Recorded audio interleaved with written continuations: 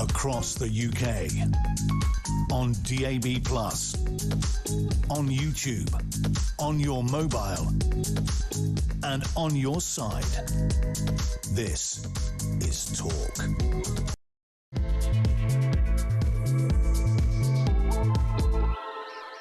A very, very good morning to you. This is Talk. We are the home of common sense, and I'm Julia Hartley-Brewer. Whether you're listening on DAB+ radio or on your smart speaker, watching on YouTube or on your connected device, it is lovely to have your company on this beautiful sunny day.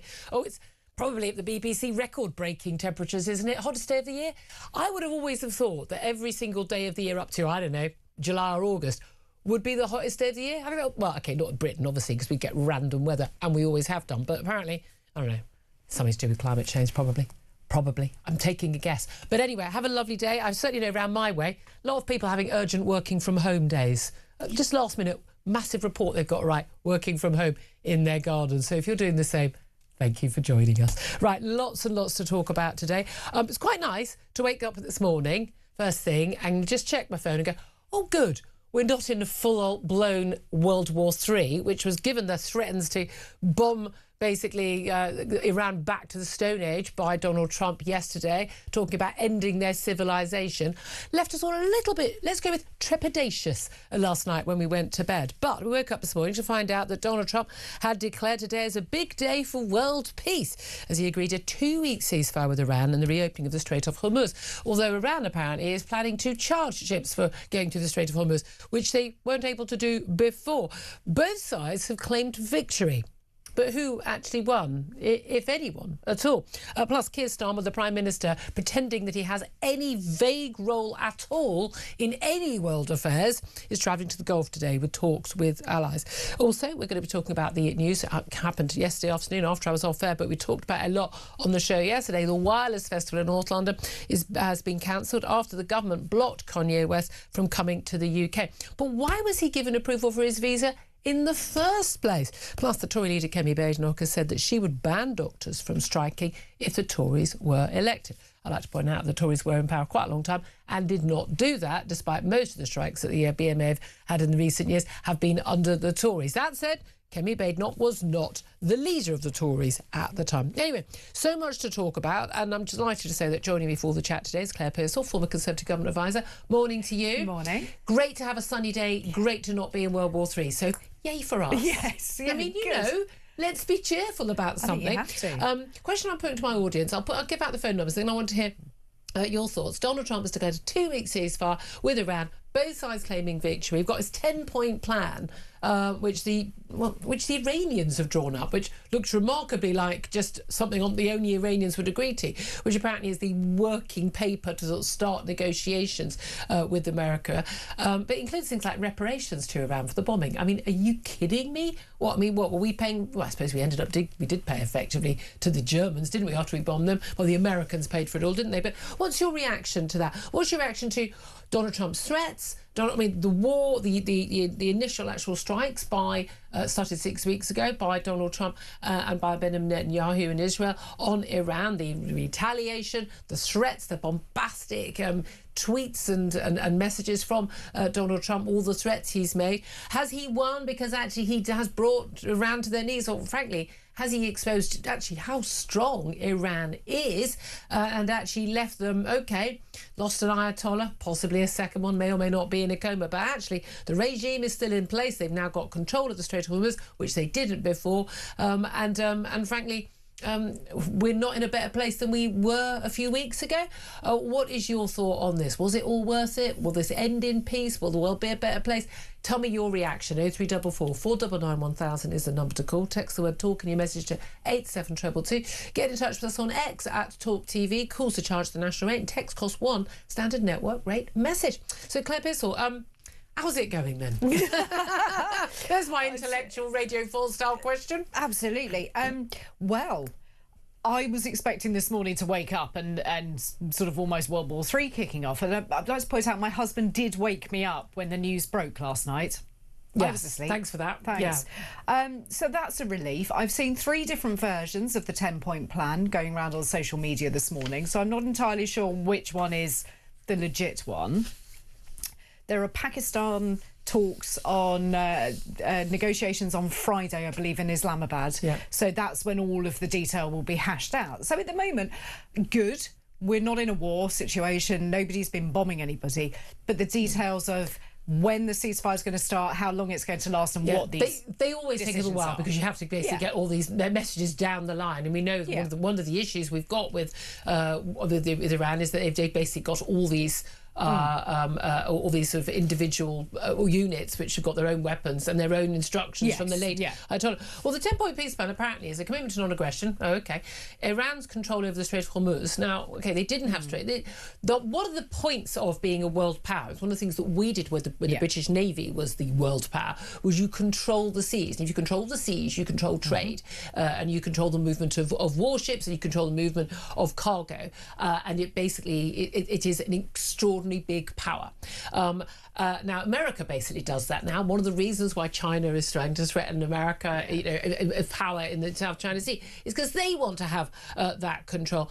But Iran basically, and they've been doing this already, basically charging a fee to get your boat out of the Strait of Hormuz, allowing anyone who sort of plays nicey with the Iranian regime allies, they can the Chinese have been getting some of their oil. It's in our interest for the Strait of Hormuz to be open. Otherwise, we're facing massive global recession. You've got a pension, your stocks are going to go down, your pension's going down. You're going to be paying more for every single thing, putting the heating on when we need it again, putting fuel in your car, everything you buy. We are looking at oil shortages in China. Massive issue for virtually everything we buy on Amazon. So this is a big issue. But if they are able to charge a fee, they're holding the world to ransom, and they're going to be making serious money off that, because it ain't going to be 15 quid, is it? The Iranians say they want acceptance of Iran's uranium enrichment, but they only need to enrich uranium to 2 or 3% for a nuclear power station. Also, you don't need nuclear power stations, you've got loads of oil. So 60% enrichment, we know they've got that. I'm sorry, that's not up for debate, apart from to idiots on X who claim, no, they haven't got it. They've said they've got it. That's a bit of a clue that they've got it. There's no way. I mean, the whole point of this war, if there was one war aim, it was getting rid of their nuclear capability. So that doesn't work. Lifting of all primary sanctions and lifting of all secondary sanctions. So sanctions on other countries for dealing with Iran. But the whole point of those sanctions is to stop Iran being able to make a fortune and fund its nuclear and military power. So I don't see how Israel can agree to that. Such as they get, say, termination of all UN Security Council resolutions. So again, all the criticism of Iran. Termination of all Board of Governors resolutions. And this is extraordinary. Paying compensation to Iran. Again, so what? Compensating Iran for that. I mean, I consider those to be defensive strikes, not offensive, because of their threats to other countries. Withdrawal of all US combat forces from the region. Huge number of US military bases in Arab states, and cessation of war on all fronts, including in Lebanon. Well, Netanyahu's not going to agree to that because he's still trying to deal with the threat from Hezbollah, and he's already said that the ceasefire doesn't affect. I mean, if apparently this is the basis, according to Donald Trump and the White House, of their conversations. The winner of this war is the Iranian regime. Yes. Yeah. That's it and all about it. They are going to be allowed to go ahead with uranium enrichment. They are allowed to charge people for using the Strait of Hormuz. And they're basically having all sanctions against them lifted. I mean, they're laughing all the way to the bank, aren't they? Because quite literally. Literally. But they're not going to be charging a small amount of money for ships coming through. And you can imagine that some countries are going to get a way more preferential deal than others. Yeah, absolutely. So they're going to be raking this in. This is like the sort of congestion charge on steroids at this point. Well, yeah. But paying compensation. Since when? For what? Are they going to compensate everybody for the terror attacks and all the, and Israel for the attacks on them? Well, precisely. I mean, you can pay for the Iron Dome that they need because of Iran. I mean, this is the thing. I mean, Donald Trump posted on Truth Social, I agree to suspend the bombing and attack of Iran for a period of 2 weeks. But he said after talks with the Pakistani Prime Minister Sharif, he had been assured that Iran will agree to the complete, immediate and safe opening of the Strait of Hormuz. This will be a double-sided ceasefire, and basically he says we've already met and exceeded all military objectives and are very far along with a definitive agreement concerning long-term peace with Iran. Now, a lot of people are saying there weren't any talks going on. Obviously, there have been talks going on. They wouldn't have been able to get to this point, and Pakistan has played a key role. I don't know why people think Pakistan is a friendly state. They are not. They are another very extremist Islamic state. They are. I mean, A woman who goes to the police because she has been raped in Pakistan is likely to get punished herself for having had sex outside marriage. This is not a state that we should consider to be a friendly state. And by the way, there's a reason why the Pakistani grooming gangs came from Pakistan in terms of a lot of their attitudes, their cultural attitudes to women and girls, and to non-Muslims. I'm sorry, we should not treat them as a friendly state. We do not share any values with Pakistan, as far as I'm aware. Where we've seen, oil prices absolutely plunged by I think 17 points at one point. Stock market's gone up. That's good. But if this doesn't continue, we're still got a problem. And the actual impact on the cost of living that we have seen, that hasn't really fed into where in terms of the diesel shortages, the fertiliser shortages. We get pretty much all our fertiliser from the Middle East. The jet fuel, aviation fuels, all of these shortages.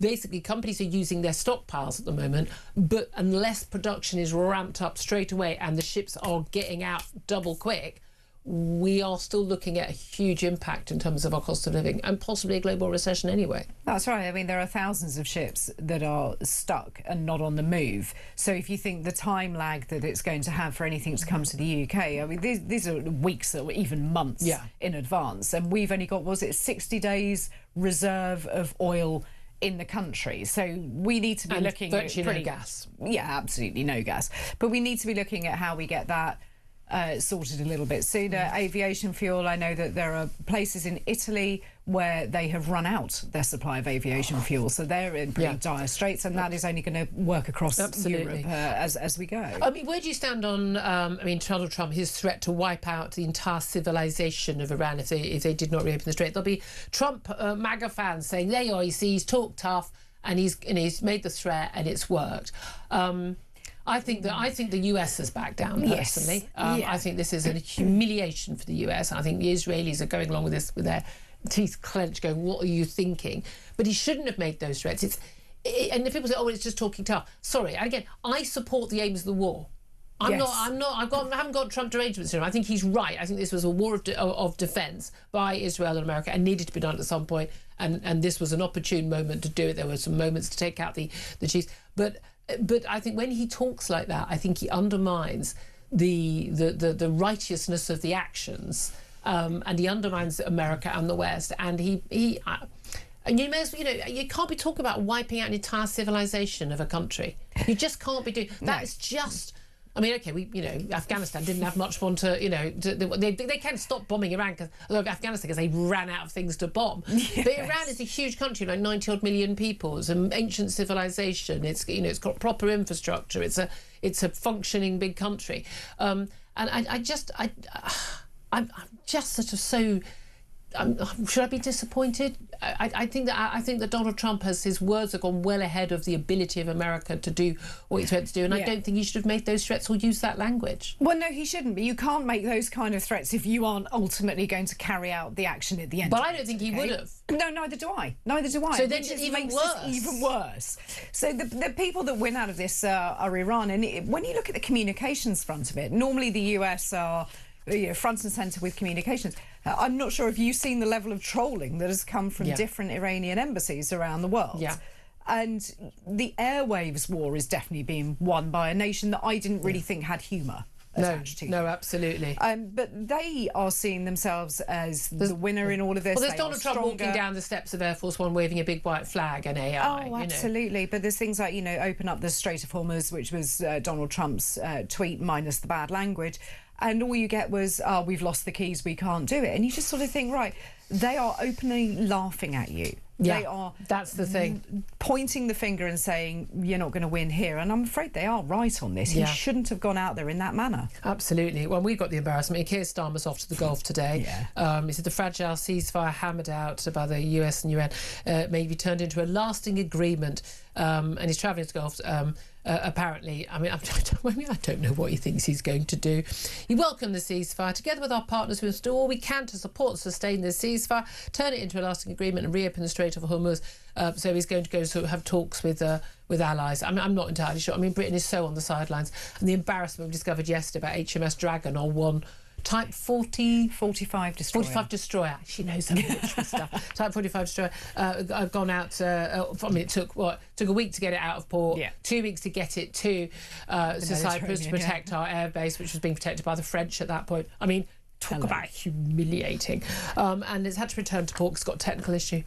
I mean, we're a joke country. We're a joke country now. But they said we can't rule the waves when we can't even run a tap to get some clean water out of it.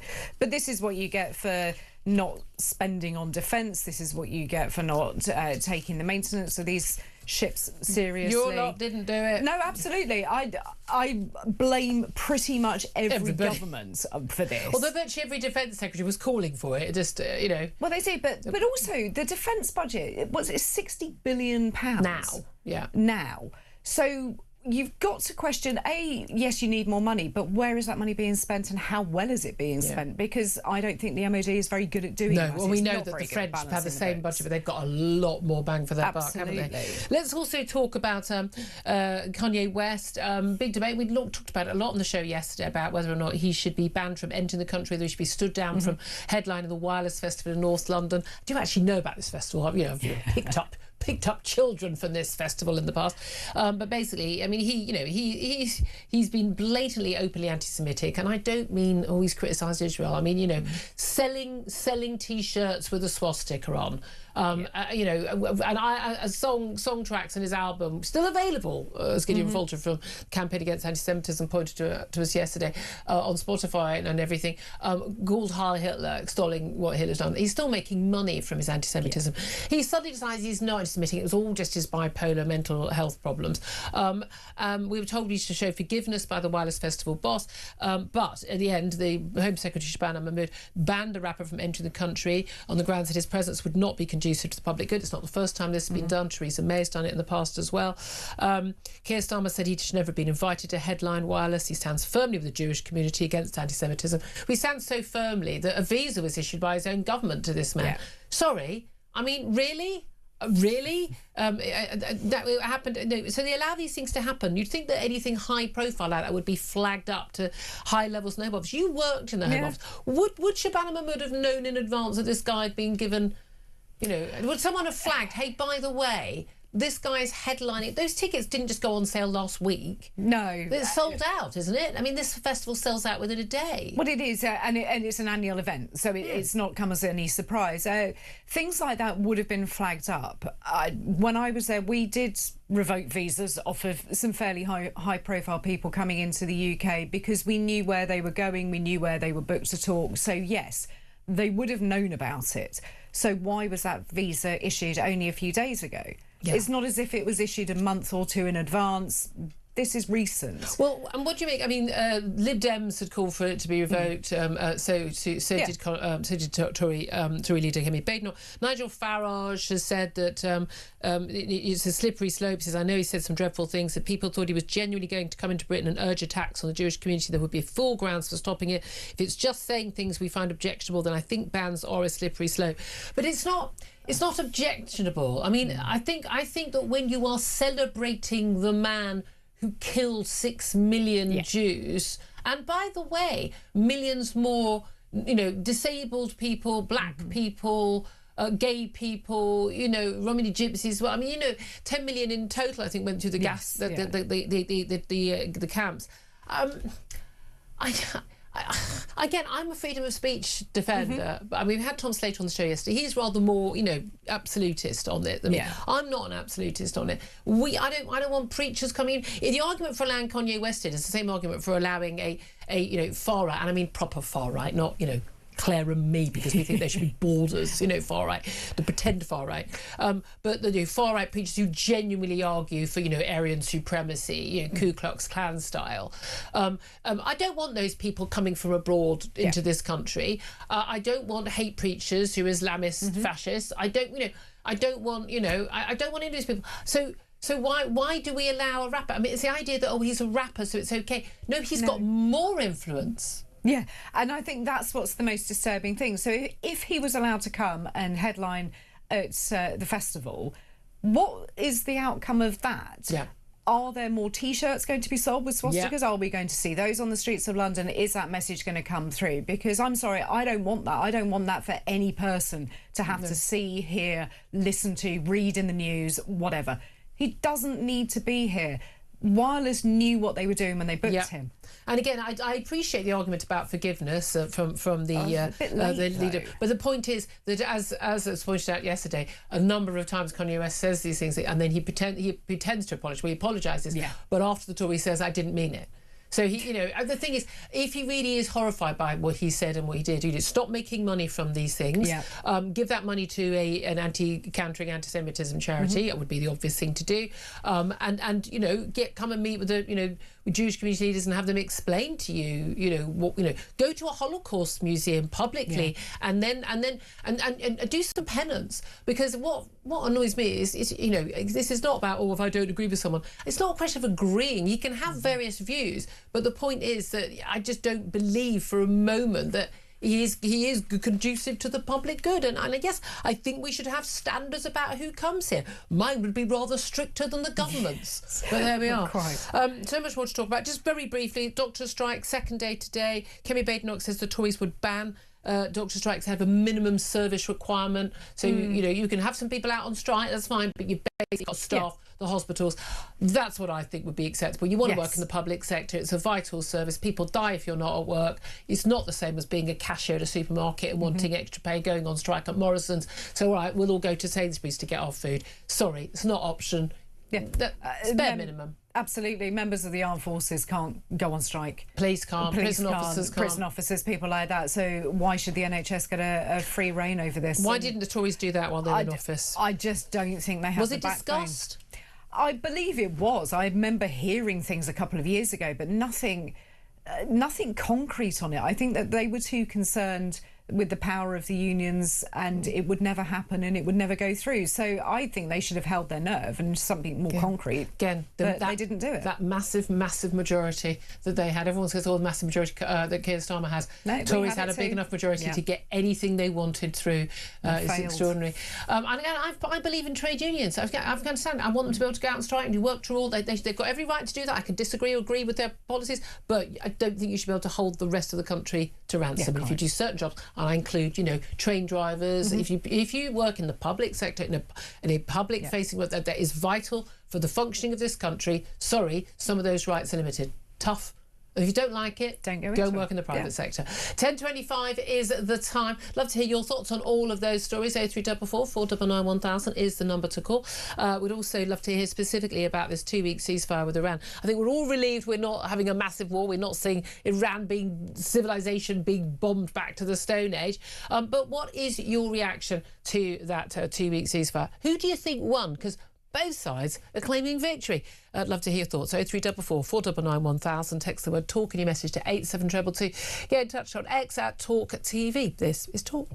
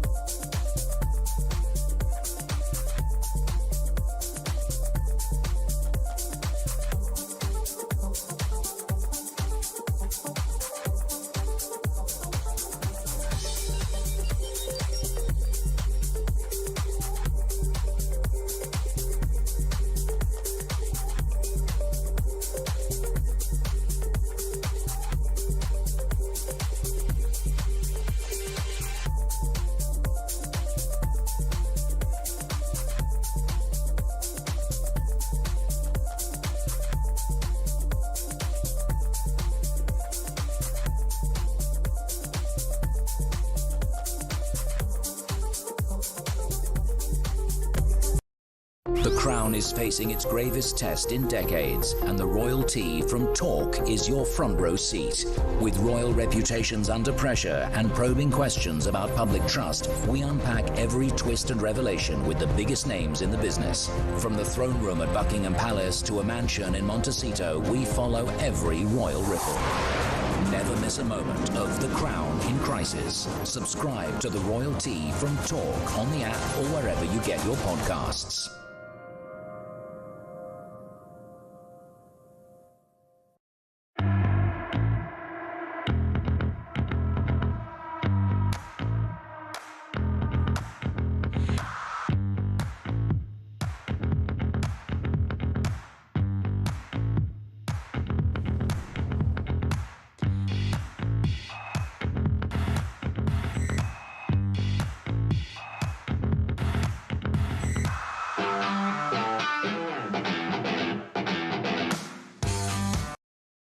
Across the UK, on DAB+, on YouTube, on your mobile, and on your side.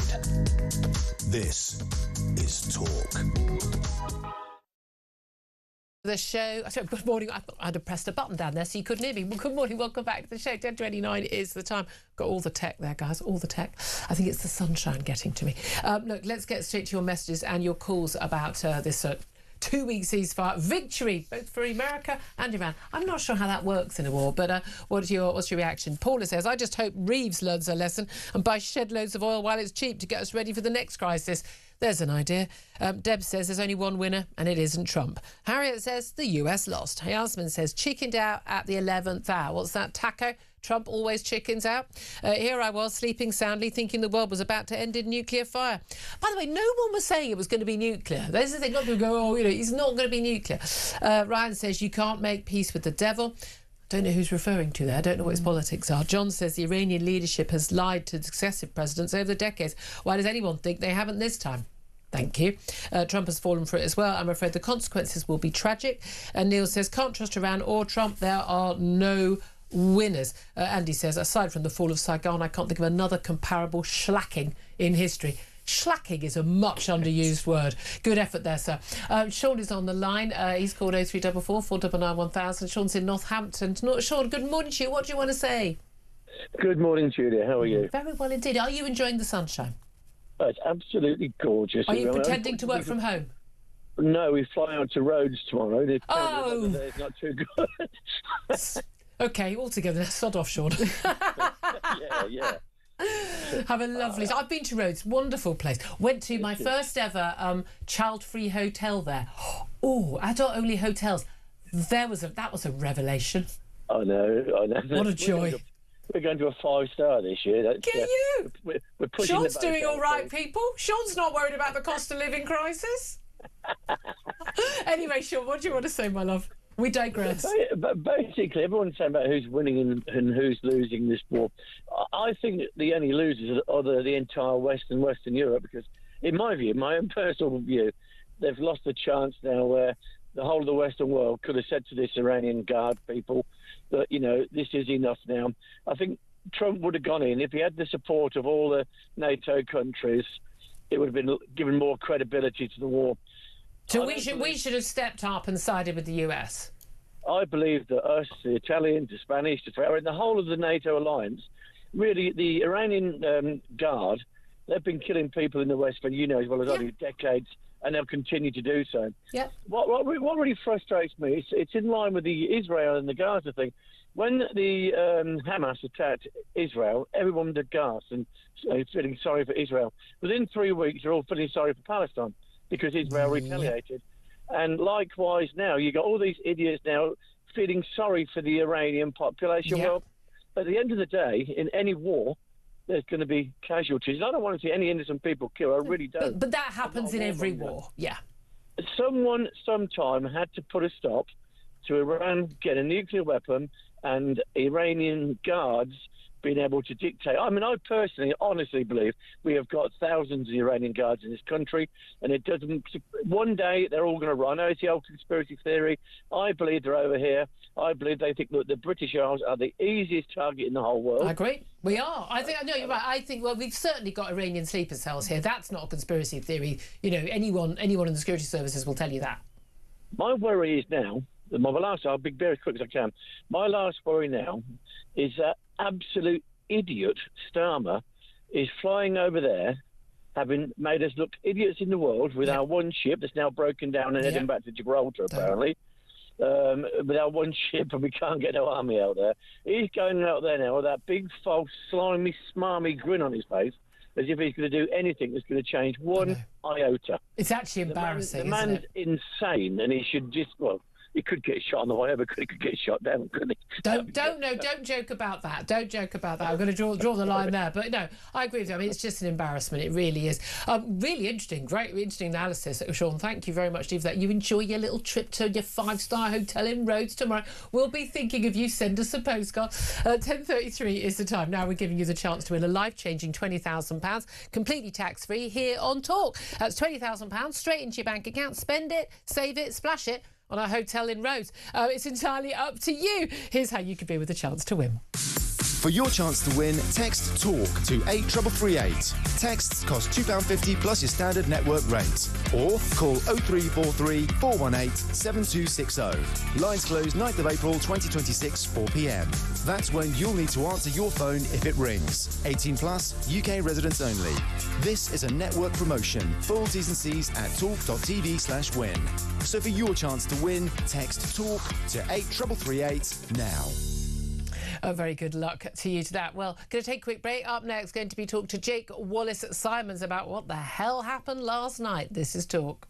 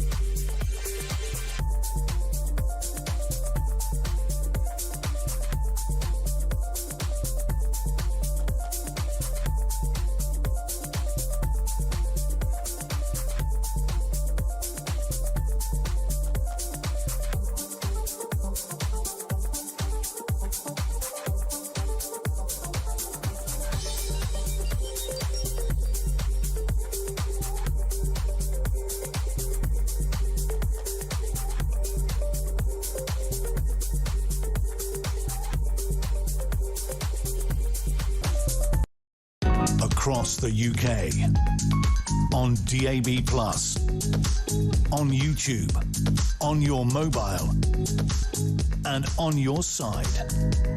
This is Talk. Very good morning. Welcome back. 10:36 is the time. This is Talk. Let's get straight to my next guest, Jake Wallace-Simons. He's author of Never Again, How the West Betrayed the Jews and Itself, and joins us right now to talk about, well, the ceasefire, 2-week ceasefire, and apparently a victory, Jake, for both the Trump and the America, and also for Iran. How did both sides end up with a victory in a ceasefire after a 6-week war? I think this isn't a victory for Iran. This is it bases the Americans. It gives them the upper hand temporarily, at the very least. I mean, the Americans, of course. Yes, I think so. I mean, the Strait of Hormuz is now open for 2 weeks. That wouldn't have happened if the Iranians hadn't been battered almost to oblivion in terms of their military capabilities. Hold on a minute, Jake. The Strait of Hormuz is open, but they're going to be charging ships they have to register with the Iranian authorities. They're charging ships to pass through. It was free passage until 6 weeks ago. Yeah, I mean, of course, it's a sticking plaster solution, but it's better than it was, and in that way, America has made a tactical gain. I think overall, it's a mixed picture, really, because the Iranians, make no mistake about it, have been battered almost into oblivion in terms of their military capabilities, and yet, as you've rightly said, they've got this stranglehold on the Straits, which is the sticking point, and has been their strategy all along. I mean, the difference between how things are now and how things were on the 27th of February, the day before the war, is simply that the strategy has been activated. They've been building up to this for a long time with their assets along the coastline of Hormuz for many, many years, building up to this point that if they're attacked, this is what they were going to do, and they've done it. And that is a situation that has to be resolved, don't get me wrong. But I think it's interesting that the Iranians were swearing that they were never going to have a ceasefire, they were going to carry on, no more, I think the quote was, no more cycle of war and peace, but we're going to, hit them in the mouth, I think was the phrase, and now they've been forced to do so.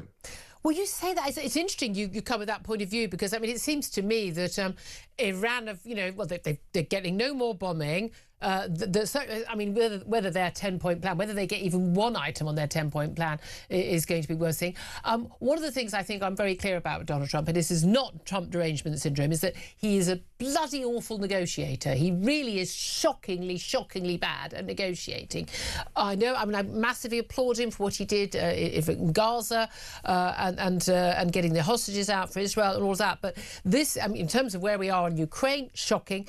In terms of where we are here, I think it looks pretty bad indeed as well, because we're in a worse position now in terms of the global economy. Iran has shown that, OK, fine, you can bomb us, for 6 weeks, but we have a power over you and your economies that means that you silly democracies, and you care about what people think and how the cost of their living, and that they're going to force you to care when there's an election, that we've actually got power back over you. We've established that Iran does have a trump card, for want of a better phrase, to play whenever they choose to play it. And frankly, there's nothing the West can do about it.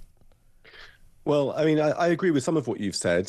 Certainly, Iran does have that trump card. It's played that trump card, but it's always had that trump card. That's the point. I mean, I've spoken to Royal Navy officers who've been engaged in war games for decades, thinking that if we were to go to war with Iran, what would we do about Hormuz? It's just bizarre that the Americans didn't plan for that in advance of starting this war. That's the biggest failure of this campaign. But as to whether Trump's a good or a bad negotiator, I mean, compared to whom? The Biden administration was far, far worse when it came to negotiating with Iran, as was the Obama administration. No one's had any luck with Iran in terms of negotiations at all. I mean, I totally agree with you when it comes to Russia. I mean, if Trump was a Russian asset, he wouldn't be behaving any differently to how he is. I mean, Vladimir Putin is the only man, it seems to me, that Trump hasn't insulted on the face of the earth. So that's all. I mean, that's obviously very serious. But separate to this, I think we need to recognize at the same time as Iran being successful to some extent in holding the global economy hostage, it has taken a massive battering militarily. Yeah. Its ballistic missile stockpiles are way, way down. Its navy's destroyed. Its armed forces are all but destroyed. Its leadership has been decapitated 3 or 4 layers down. Hezbollah has taken a massive battering, which of course is an Iranian proxy that was founded by Iran. And so I think that it's a bit too easy to sort of fall into one side or the other. No, that's where I agree with you, and it's fascinating, as always, on social media in particular, and I think a lot of commentators on there. I know you've written a very detailed piece in the Telegraph today. Trump gambled on Iran and he won is the headline. But I do think there's much more nuance to this. I think that the US and the Israel acting against the Ayatollah and taking out any future nuclear capability and ballistic missile risk was the right thing to do. The timing was obviously something that happenstance, but was absolutely something that was going to have to happen. So I support that aspect of it. I think the logistics of not securing the Strait of Hormuz, were that to be possible in advance, is is crazy. But there is a real concern that, you know, the Iranian regime is still in place. We've had this massive oil spike. We're going to have shortages. And even if everything went back to normal today, we're going to see the effects on the world economy. And Iran has basically gone, OK, we're battered and we're down on the ground. We're bloodied and bruised. But we're just going to get ourselves back up and we're going to start again. And that's what they're going to do. It is very, very obvious that Netanyahu, the Prime Minister of Israel, is not in favour of this ceasefire, isn't it? Not in favour at all. Yeah, I mean, I think the point really is that this war is still ongoing, and there are different levels of success and failure on both sides. And Hormuz obviously is a key point. I mean, that's got to be resolved for victory one way or the other. And if it isn't opened permanently, then the Iranians will have a feather in their cap. But it's a complicated situation that's quite fast moving. And I always bring us back to first principles. Let's not forget who the good guys are here. Yes. And let's not forget who the enemy is. I mean, the Iranian regime is the most evil, repressive, brutal regime on earth that threatens the West on our own shores in Britain, as well as Israel and our interests and allies in the Middle East.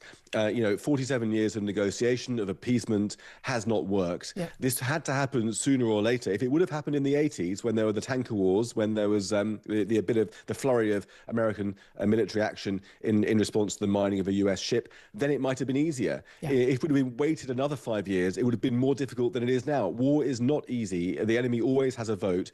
Your plan never survives contact. We're in a war right now, at least the Americans and the Israelis are, and we've all just got to do what we can to support that effort to victory, which is what I want to see above all else, even more than wanting to see Trump humiliated. Well, this is the thing. It is extraordinary how many people in the West, and particularly on the left, but I would say even on the right as well, just sort of wanting Trump to lose, wanting Trump to be humiliated, and seeming to completely forget the mass slaughter of tens of thousands of young people on the streets who simply wanted, not to cover their hair and to live freely and to be able to make a living and have basic liberties we just take for granted in this country. It was extraordinary to see outside Downing Street last night, seeing footage of people, with the Iranian regime's flag shouting Allahu Akbar outside Number 10. Now, we allow freedom of protest and assembly in this country, but, we've got some big question marks about that, haven't we? That's right. I mean, those people shouldn't be in Britain. What are they doing here? They shouldn't be here. They shouldn't be agitating against our democracy and our freedoms, using our own freedoms to subvert the freedoms from within. That's a serious problem that we've got on our shores. But you're absolutely right. It does set me out. I'm no defender of Donald Trump. I'm no fan of Donald Trump.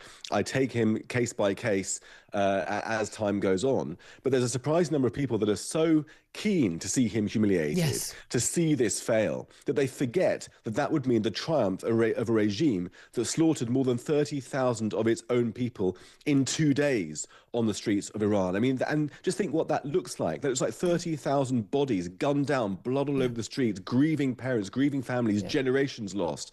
That is a serious evil in the world that needs to be expunged and needs to be defeated. And as much as you dislike Trump, let's get clear about who the enemy is here and what we all want to see as a result of this. I couldn't agree with you more on that front. The trouble is the West is getting really, really bad at the idea of wars, isn't it? Because unless it's something very, very clear-cut, we've just been... But although, again, the threats from Iran have been very, very clear-cut to both Israel and to Britain and to America, the terror attacks, the killing of American troops. I mean, this was clearly a defensive war. I've got no issue with that description at all. And yet the West, and so many in the media and the political classes and academia, and particularly the young people who get all their information from TikTok and rather from reputable sources, seem to think that war is bad and therefore we should never go to war. These are people who wouldn't have fought Hitler. This is the trouble we are in, where if petrol goes up by 10 pence a litre, we shouldn't be at war.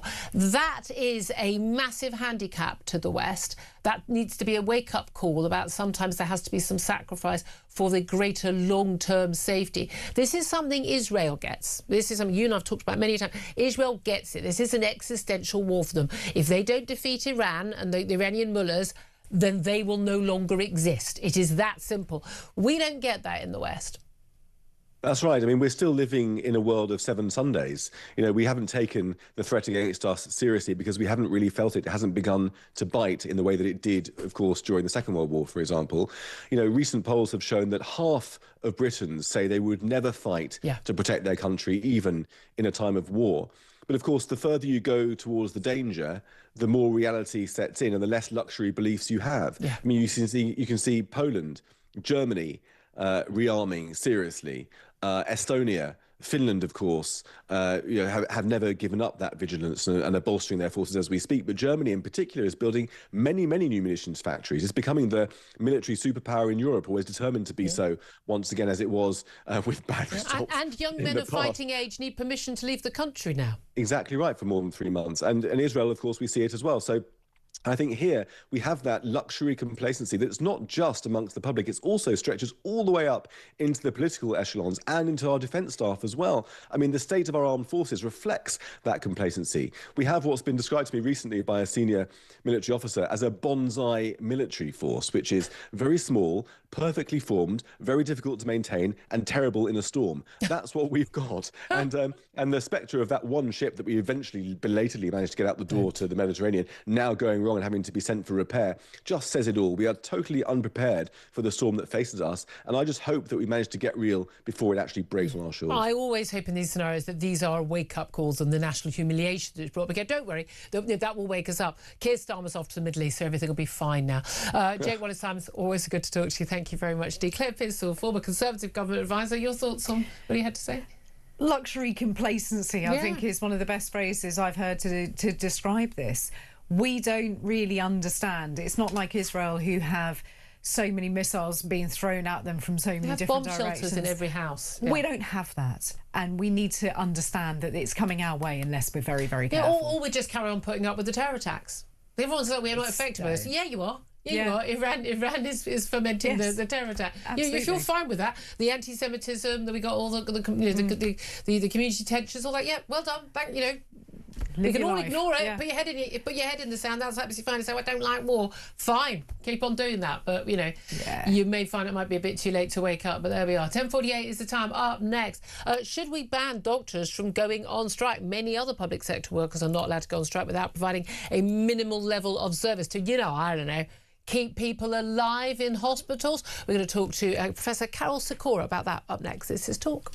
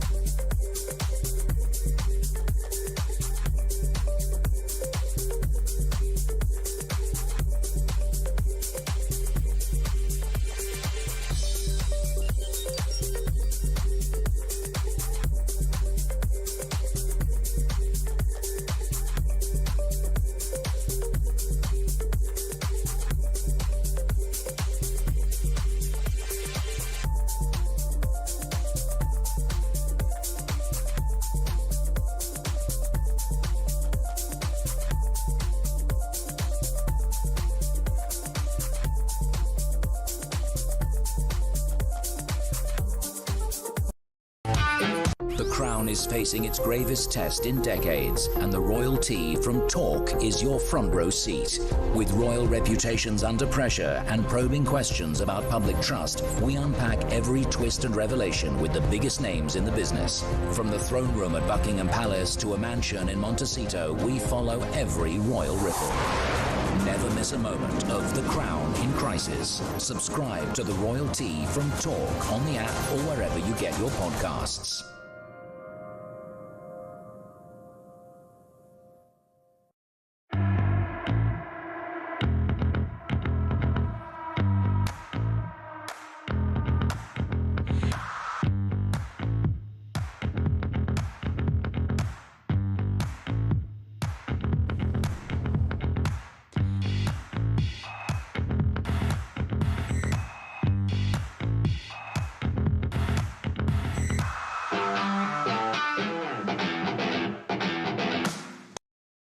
across the UK. On DAB+, on YouTube, on your mobile, and on your side. This is Talk. Good morning, welcome back to the show. 10:51 is the time where we're on day 2 of the latest resident doctor strike by the BMA. Lots of conversations yesterday about that £3 billion cost over 15 strikes over 3 years that's been claimed in terms of the £50 million a day cost of covering the work of those doctors and dealing with all the difficulties for those strikes. Well, Kemi Badenoch, the Tory leader, has called on ministers to ban doctors from striking.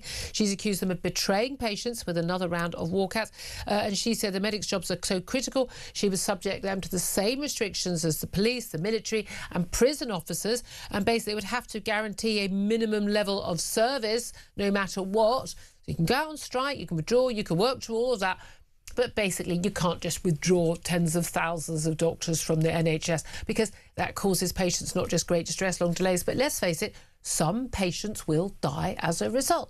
Is that justified? Well, let's talk about this with Professor Carol Sikora. He's Medical Director of the Rutherford Cancer Centres. A very good morning to you, Carol. Morning, Julia. Thanks for joining us. Do you think Kemi Badenoch is right?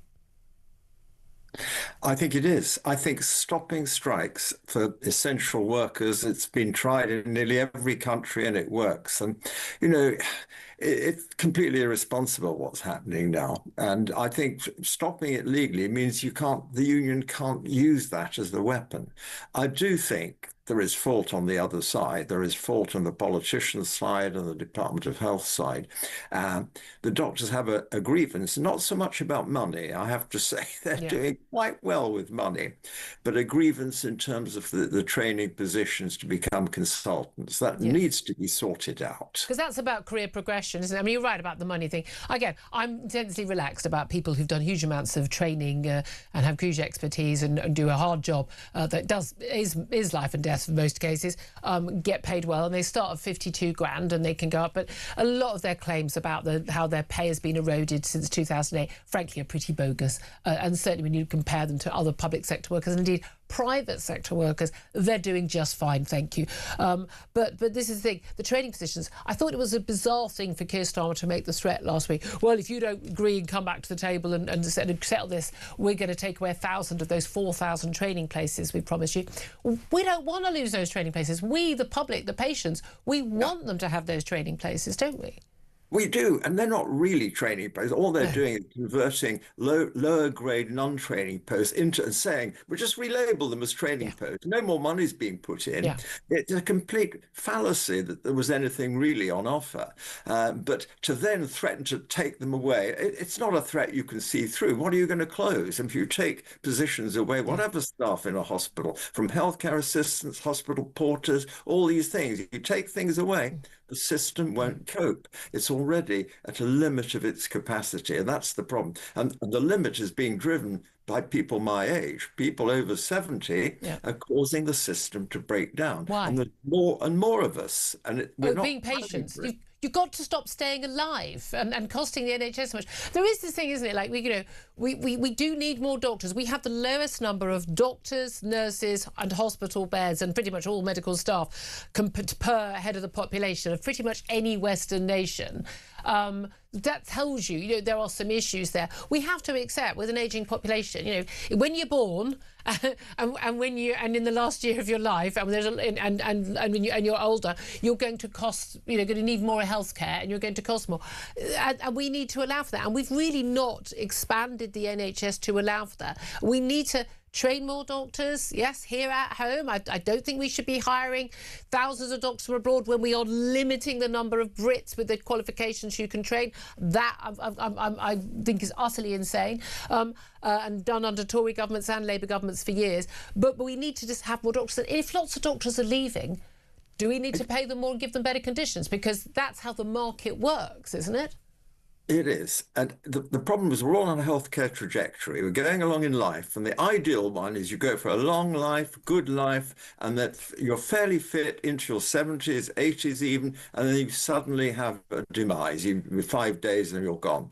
That's perfect for everybody for the cost of it. The trouble is what's happened because of medical technology, because of advances, and it's a good thing, people are living longer, but they're not living long with a healthy life. They're becoming ill in old age with multiple problems, multiple comorbidities, we call it in the jargon.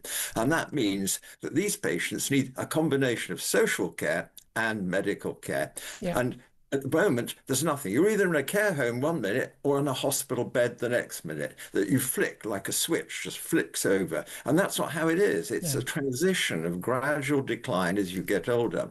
So what we have to do is look at social care and integrate it with medical care for older people. And the health secretaries have been yapping on about doing this for years, and no one ever gets on and does it, which is so frustrating. Can I ask you one final question in terms of this generation of doctors? I mean, look, there's no doubt at all the BMA is no longer sort of a professional medical union, medical professionals union. It is now sort of a campaigning group, card-carrying Marxists, a lot of them, as far as I can tell. But the Labour Party, that's why they thought they would be fine when they were in. Oh, oops, it turns out not. But I hear lots of about all these doctors, they've got burnout, they can only do a 3-day week, whether they're GPs or hospital doctors, it's all too much for them. I mean, have we got a bunch of snowflake doctors now, or is life getting harder for them? I think the fun's gone from it. It's when I was a young doctor, we were part of a team at all stages, even in things when the job was busy and hard. You were part of a team. Camaraderie. Socialise.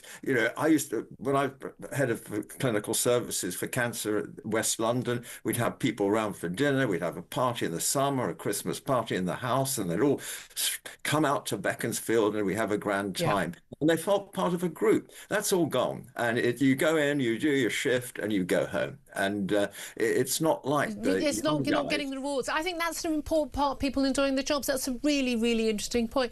Carol, thank you so much. By the way, and I know you don't shout about any of these things, but we had a caller, Ingrid, back in February who was, I said I'd get in touch with after the show, and I asked you privately if you could possibly help her with getting some cancer treatment, and you have certainly been a huge help, and they've been back in touch and said how helpful you've been, because you are just an absolutely lovely man, and you really do care about not just your patients but anyone else's patients. And I just want to thank you, because I know you would never shout about these things, and I want to thank you so much for just being absolutely wonderful to my lovely listener Ingrid. So thank you. Was willing to nudge the NHS into action. That's what we needed. Thank you so much, Carol. Yeah, I would say if I say to someone I'm going to get in touch, I don't just say it. We do actually try and do something.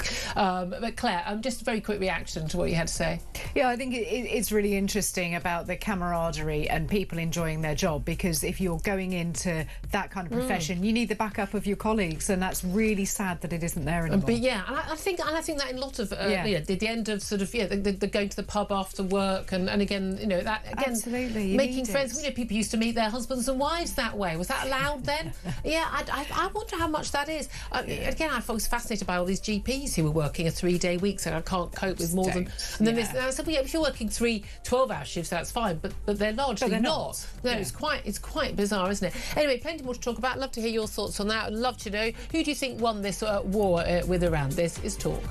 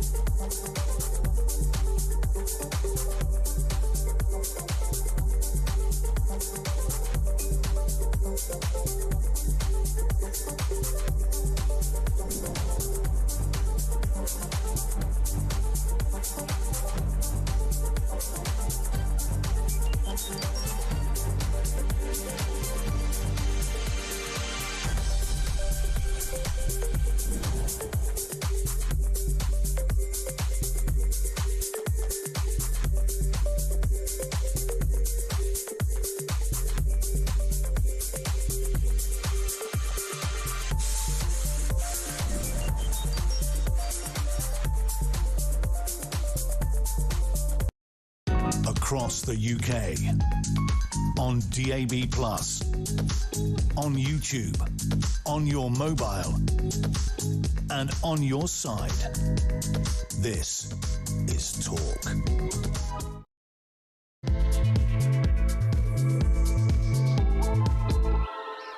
A very, very good morning. Welcome back to the show. Fast approaching 3 minutes past 11 o'clock on a beautiful, beautiful spring day. I hope you're outside enjoying it. Don't worry, you can still keep the radio on.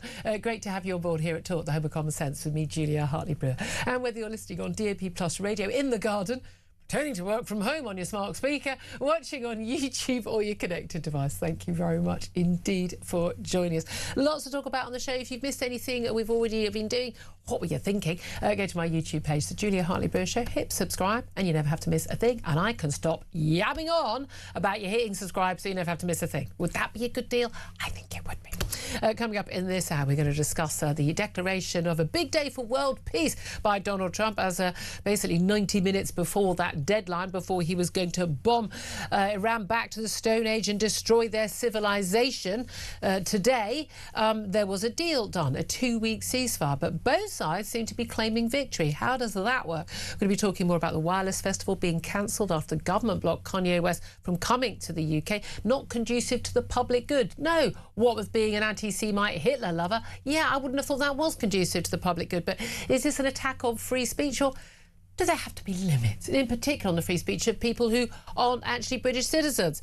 Plus, the Tory leader, Kemi Badenoch, as we've just been discussing, saying she would ban doctors from striking if elected. And J.D. Vance, the US president, still in Hungary, endorsing the Putin ally Viktor Orban ahead of elections on Sunday, and saying some extraordinary things about Ukraine influencing American and other elections. Straight out of the Kremlin playbook. Very, very worrying stuff indeed. Well, we're going to talk about all of that and plenty more besides. And delighted to say, joining me to the whole show is Claire Pearsall, former Conservative Government Advisor. Morning once again to you. We've got lots to talk about. In particular, I'm asking people to call in about Donald Trump declaring this 2-week ceasefire with Iran. Both sides claiming victory is the rather confusing bit. What's your reaction to that? 0344 499 1000. Do you think that Donald Trump bottled it? Taco? Trump always chickens out? Oh, has he got a big victory here? Netanyahu doesn't seem to be overly pleased about this. He's carrying on his attacks, quite rightly, I would say, on Hezbollah in Lebanon. Do you think we wouldn't be attacking a country that was constantly sending terrorists to and missiles to attack us? I'm pretty sure we would be. Oh, no, sorry, we're led by Keir Starmer. Of course we wouldn't. We would just lay down and say, more please, and then send a broken HMS Dragon to deal with it. That seems to be our solution to everything. But has Iran won the war? Their 10-point plan for a proper peace deal seems to me to be basically a 10-point plan for an Iranian victory, and basically Iranians a chance to completely build back up their economy, their military capability, and crucially their nuclear capability. So I want to hear your thoughts on all of that. Give us a call on 0344 499 1000. Text the word talk and your message to 87222. Get in touch with us on X at talkTV. Calls are charged at the national rate and text cost $1 standard network rate message. As I say, Claire, we discussed this a bit earlier.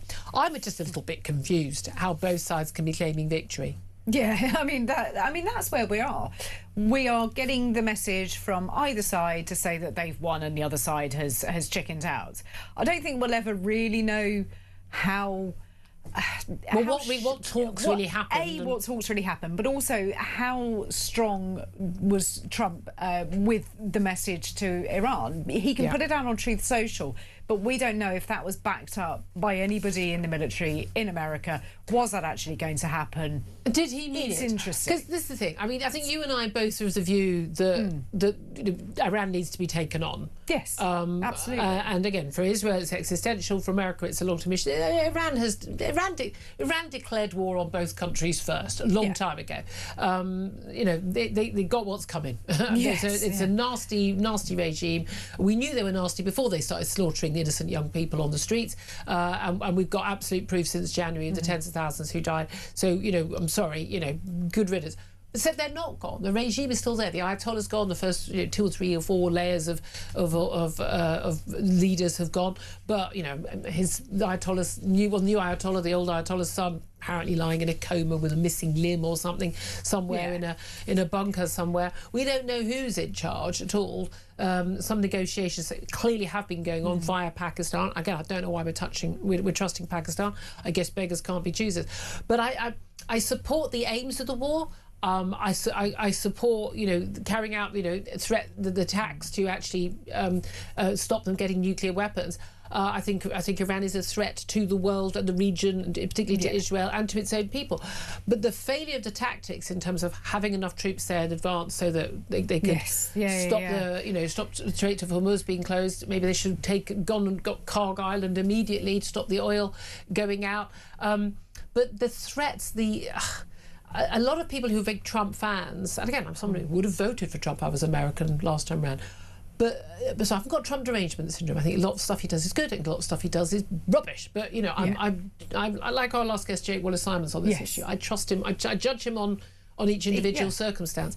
But the language, the bombastic language, the threats, bombing you back to the Stone Age, wipe out the entire civilization of Iran. Terrifying for the Iranian people, by the way, as well.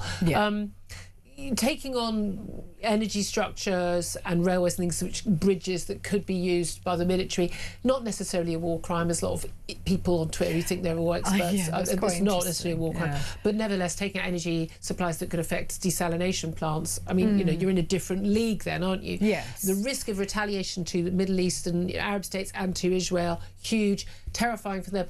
I don't think that his bombastic language has got us to a ceasefire. I think his bombastic language almost got us to something much, much worse. Yeah, and I think you're right with that. What is concerning is the lack of strategic planning by the US military as to how this was going to play out. I mean, we're still really unsure as to what the main aim of the war was in the first place. Well, he said way back 6 weeks ago what the aim was, and it wasn't regime change. No, it wasn't. And nuclear capability. Well, he hasn't done that. No, and this is the problem, is that so many different messages come out. I think if we knew what the strategic aim was and that the US had a plan to back that up, you would feel slightly happier about it, because nobody wants the mullahs in charge. Look at what they're doing to their own people. Look at what they do the rest of the nobody. Apparently an awful lot of young people in this country who also in an illusion there was a Gaza genocide because they don't do facts. There are an awful lot of people on the streets who apparently, and on social media, apparently seem to think the Iranian regime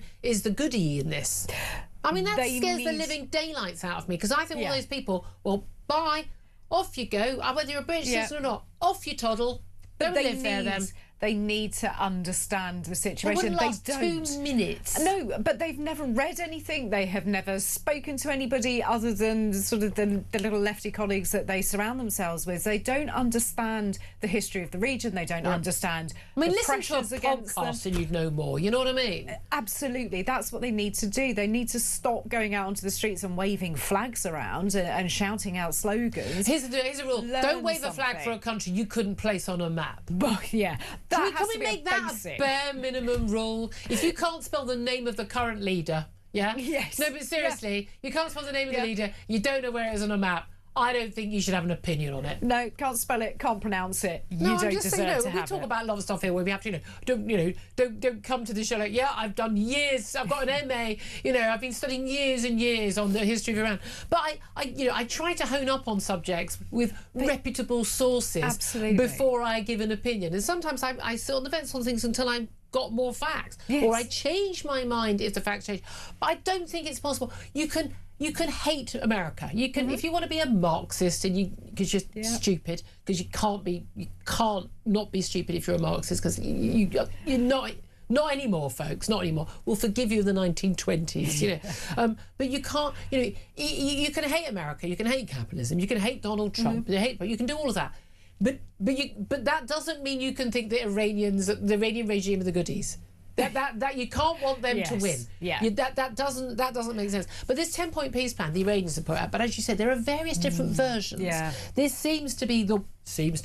apparently is the 10-point plan from which they go. That's the starting point for negotiations.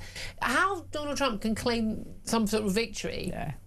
I mean, A commitment to non-aggression. Okay, fair enough. Iran's control of the Strait of Hormuz. Well, they didn't control it before, so that gives them even more power. They could charge people for going through. The whole point of America is to control the shipping lanes of the world so we can get our fuel and our goods travelling around the world freely. Accepting Iran's uranium enrichment, the only reason they want that is so they can have a nuclear weapon. So that can't be a goer. Lifting all sanctions, that can't be a goer while they're still, killing their people and doing what they do. Terminating all UN Security Council resolutions, paying compensation to Iran, which is extraordinary. Ending the war in Lebanon. Well, again, you stop funding Hezbollah, and Hezbollah stop firing rockets into Israel, and then Israel will stop firing rockets back into the Hezbollah-controlled areas. That seems like a fair deal. You started it, would be my response to that. But it was true. Withdrawal of all US combat forces from the region. So the Americans are going to stop being a presence in the Middle East? Yeah, I mean, no... Sorry? Under no circumstances is that ever going to be agreed to. I'm surprised that number 11 isn't, can Donald Trump hand over his firstborn grandchild? I mean, you know what I mean? Well, he'd probably hand over one of his children. Oh, they're not. Some of them. So I mean, Eric. Oh, bless. You'd probably hand over Eric, wouldn't he? You kind of think you can't blame the kids, though, can you? You can't blame the kids. It's not their fault. It's not no, their but fault. I'm just saying, these are utterly... I mean, there's no way that Netanyahu looked at this and went... And the thing about Donald Trump is I don't think he does strategic thinking. I don't think he does the depth. He doesn't do detail. He doesn't hold an idea in his head for more than 10 minutes. I'm sorry, he's not some great thinker. Please, you can vote for Trump, you can think he's right about immigration and you can all of that, but you can't think those things because there's no evidence for it. There's lots of evidence against it. But Netanyahu is a long-term strategic thinking. I don't hold a count for him. I'm not getting 7,000 shekels or anything to say this, but he knows what he's doing, and this is an existential battle for the Israelis. They get it. Iran can no longer be Israel. Iran has said our number one aim in life is destruction of Israel. Yeah.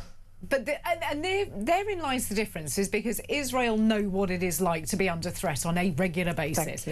The American states do not. I'm not suggesting that there are no threats against America. 9/11 and Pearl Harbor, that's it. Yeah, and I'm sure that there are other threats that we don't know about that the American people do, and I'm not denying that. No, but the American... But they're not having missiles thrown at them. Americans are mostly under threat by disgruntled teenagers in long leather coats. Who shoot up schools. No, that's the biggest threat that most Americans face. It's not actually external, and it's not the sort of terror attacks that we've had some recently on Jews. Yes. It's not the sort of stuff we've seen on the scale we've seen in Europe. The routine, head teachers being beheaded on the street, and there's that. That they don't have any of that stuff. No, okay? They don't. They're not living with what we've got. Keir Starmer is off to the Middle East today. I mean, I don't know. So has he got the kit back to mend HMS Dragon? Is that what he's saying? Is he, because it took a week to get it ready to go and 2 weeks to get out there? The French, meanwhile, defending our RAF Akrotiri in Cyprus because we couldn't defend our own military base, even though we weren't involved in an offensive war. But if he's going to be flying out to the Middle East, I'm assuming on the way he's just going to pop to Cyprus and he'll drop off that tool bag with all the spare parts for HMS Dragon. I mean, we have been exposed as having no military we're not a military player in this region. We're not a diplomatic player. We're totally out of it. We're not a proper ally of the United States. We have been exposed as absolute paper tiger. A complete basket case country. But why is he going out to anywhere in the region for a war that we've not been involved in, for allies we've not stuck up for, but also the negotiations that we've not been a part of? I've read his statement. I still can't work it out. I also don't know where he's going, and it's not been confirmed by Number 10. Well, they often don't do that. No, but they normally give an idea of what part of the region. Do you think everybody's sort of picking up their phone going, no thanks? No, not us. I mean, Qatar, UAE, I don't know, at least he can get a plane. I mean, Well, this is true. Maybe he just wants some extra sunny weather. He's missing out on a corking day here in the UK today. But what is the point of Keir Starmer? There you are. There's your question, folks. 0344 499 1000. Love to know. I mean, to be fair, every day's over there. He's not bothering us. This is true. I'm just saying, let's be grateful for small mercies. But the only thing is, we are looking at the oil price has come down. I think it was like 17 percentage points. Yes. I really, at some point, need to teach people who write news the difference between percentages and percentage points. By the way, I really do worry about this. I'm such a pedant, but also your stock market's up. If you've got shares, if you've got a pension, this is good news, guys. good news. But you know, how long? Because as we were discussing the last hour, there is a long tail to this, which is 6 weeks of basically of tankers full of oil, gas, liquid natural gas, fertilizer, not getting out of the Strait of Hormuz. And an awful lot of countries who make a lot of our cheap stuff not getting those supplies. Our aviation fuel, the Ryanair boss Michael O'Leary was warning about this in a couple of months' time. So. It will hit then because they're using up those supplies unless they can really double up. But we have seen some oil production facilities have actually been damaged. So. Yeah, so we don't know what state the supply is going to be in. So there are a large number of ships waiting to come through at the moment, so that's going to take a long time to clear. We don't know how clear the strait is because there are all of the mines that have been laid and things like that. We don't know how much Iran is going to charge people because that is one of the negotiating which they points weren't able to do before because that's not a thing. No, but now it is, and they're going to be sort of charging people extortionate amounts of money unless you're a friend of theirs, I suspect. And there'll be a big concern from a lot of these tanker companies. Well, okay, so they'll want to get their ships out if they can. But they don't necessarily want to get their ships in again. Because they don't know if they're going to be trapped there again for weeks on end, because who knows what's going to happen because of the unpredictability of both sides. It's a big concern. But, we're now looking at inflation creeping up here for everything we buy, but particularly the necessities, putting fuel in the car, heating your home. Again, from July onwards, we're looking at £300, £500 extra on our bills. After that price cap drop. Food going up and everything we buy going up. Well done, everybody. But when you look at food inflation as well, and you think Ed Miliband also has an awful lot to answer for here by taking away farmland to turn into massive solar farms. Well, where's our food security coming from? Because it's going to get worse. And our energy needs. Don't start me on that. I'll go off on a rant for 20 minutes. That or bins. Let's also talk about I want to briefly talk about the Wireless Festival, and I also want to talk about reform and one of their pledges coming out thick and fast at the moment. In fact, the Tories and reform, fascinating how much they're competing. And I would say quite a lot of the same territory at the moment. The Wireless Festival in North London cancelled. Kanye West was invited, headlining all 3 nights. People often it's a date. You don't camp at this one. It's a date. Go for a day. But he's been banned from the UK after basically a big backlash. I'm surprised that he was invited. I'm surprised that he got a visa, which had already been issued. The Home Secretary, Shahbaz Mahmood, after the Prime Minister expressed his concern, decided to ban him on the grounds of he's not conducive to the public good. Not the first time this has happened, but won't be the last time this happens. I think we should ban more people who are not conducive to the public good. I think there's a very big difference between what you are allowed to say in terms of freedom of speech in your own country and whether or not we want to allow people to come to our country to basically preach hatred. I feel the same way about Islamist radical preachers, about white supremacists. But I've always said I think Kanye West has been given a free pass for too long because he's black. Because if he was white and he was saying the things he'd said, and he said it about black people or even about Jews, I don't think he would still have the career he's got. But he's been given a free pass, and that's how it works in the mad world. And as I was saying to Gideon Falter, the campaign against anti-Semitism yesterday, if instead of putting swastikas on T-shirts and selling them from the Super Bowl and making money from that, instead of a song praising Hitler called Heil Hitler was the giveaway, on his album, which he's still making money from, still available. If he'd misgendered someone who was Jewish, he probably would have been banned sooner and cancelled. Because that's what gets you cancelled now, not supporting Hitler. And he had quite clearly given us the indication of what he was over a number of years. This is not just a recent thing. It's not one quick episode. It's not one quick episode. 2022, I think it dates back even probably prior to that. But why is it now that he makes the apology?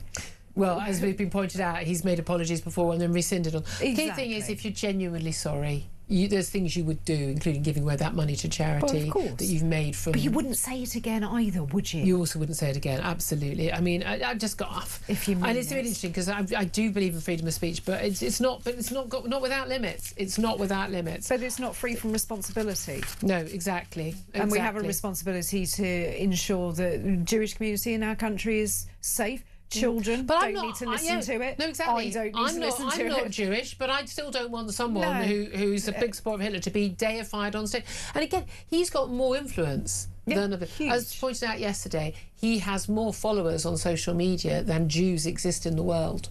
Wow. There are only 14 million Jews in the world. He's got more influence. That's if you're following him because you're not that bothered by him saying he supports what Hitler did, then I'm sorry. That is a serious. I would say that is a national security issue. Well, absolutely is, and I don't understand why the visa was issued in the first place. This is the thing. You worked in the Home Office. Yeah, it would have been flagged up. I know someone's like high status, yes, multi-millionaire. He's probably coming in on his private jet and everything. This would have been flagged up. Someone would have gone, oh, by the way. Yeah, you know about them. It's not as if they have a normal process for visas either. They are dealt with ever so slightly So when Shabana Mahmood goes, oh, I'm looking at this. But this is the same thing. This is the same thing as the Maccabi Tel Aviv match, where she was actually told about it and her staff were in meetings about it 10 days before she claimed she first knew about it. Yeah, I don't buy it. It could well have gone to one of the immigration ministers. I know there's a couple there now at the Home Office. But even so, you have those conversations quite widely. And when things came to us in the immigration department, it also went straight to the Home Secretary's department. But someone surely would have flagged there's an issue of this guy. Yeah, I mean, but again, if there wasn't, why were you not looking at this guy's background before you gave him his visa anyway? Let's also talk about other people who come here illegally. They don't need visas. They just get on a boat and pay 1,500 quid to a people smuggler in Calais. But Nigel Farage announced yesterday that if illegal migrants whose asylum applications have failed, I mean, not many of them. Not many of them actually go through the process, and not many get failed. They just get given leave to stay because they can't get rid of them. But at that point, they're currently being paid a maximum of £3,000 under the government under a voluntary return scheme. Yeah. Mind-blowing to a lot of us. There's also been, you remember that recently launched pilot scheme by Shabana Mahmood for failed asylum seekers getting up to £10,000 per person or £40,000 per family. They usually have more than 2 kids. They agree to return to their home country within 7 days of an application failing. So the idea is that we save all the money on the legals, we get rid of them quickly, we're not paying for the flights and all that stuff, and we're not paying for the accommodation for them. I mean, a lot of us would argue they shouldn't be in the first place. We shouldn't be paying a penny for it in the first place. It wouldn't be an issue. But there are ways of resolving this that don't involve us paying £40,000 of our money. That's more than the average income of somebody who works full-time in this country. Have some money. You're not here illegally. Off you go. We'll pay you for it. I mean, you're literally creating a market for people to come here. Nigel Farage... I'm sorry. Let it go. No, I won't let it go. Nigel Farage has said if he became Prime Minister... The reform UK government would cut the maximum paid to illegal asylum seekers to leave voluntarily down to a maximum of £1,000 if they return to their country of origin. I'm not even happy with that, but it's better than 40,000 for the family.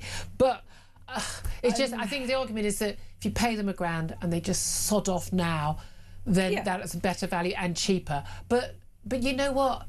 Just round them up, handcuff them, drag them up the stairs, put them on the plane and take them anyway. I'm sorry, I don't want them people to get a single penny. There's always going to be a cost attached to removing people from the country. Full stop. There is always going to be a cost attached to it. Voluntary returns, it's up to a maximum of 3,000. Doesn't mean people get 3,000. Normally it is an awful lot less than that. And to be honest, you do want them gone. How do you decide whether someone gets 3,000 or 50 quid? You look at the country. You just negotiate with them.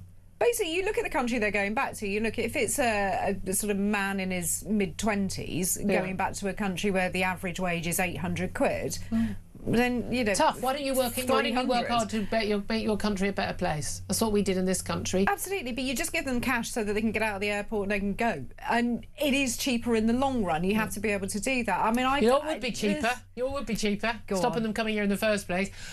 Catching them at the moment, returning them to France, going, there you go, your problem, Emmanuel. Ask your wife to... Tell you what, Brigitte Magrot, she could sort it out. Grab them by the face, put them on the plane straight away. She's got no issue with that. No, she'd do a stunning job at that, wouldn't she? I'd be scared to be anyone near her. Have her in charge than Emmanuel. No, but also, you put people into not particularly pleasant but perfectly humane camps, prison camps, effectively, locked up. There you are, and you can either leave at any time, or you stay in the camp, or we send you to, you say, somewhere in the middle of the Atlantic Ocean. We're not bothered which. You've got until midday to decide, make a decision, and then we'll be on our way. I'm telling you, we can have this sorted within a month. When I'm in charge, and sod the human rights lawyers. You put me in The Hague, I don't care. I do not care. Reform are coming up with so many things at the moment that I'm losing track of which policy they're supporting at the moment when it comes to immigration. But I'm going to say that the Tory narrowed her eyes. Exactly. That's fair. Your leader, Kemi Badenoch, she's now the most popular leader. I mean, easy against. I mean, Ed Davey. I mean, no offence, but Ed Davey and Keir Starmer and the Zach thing, creature. Yes. Yeah, she's. I mean, she's doing better than I ever gave her credit for. I'm a big fan. So am I, and I didn't start off from that viewpoint.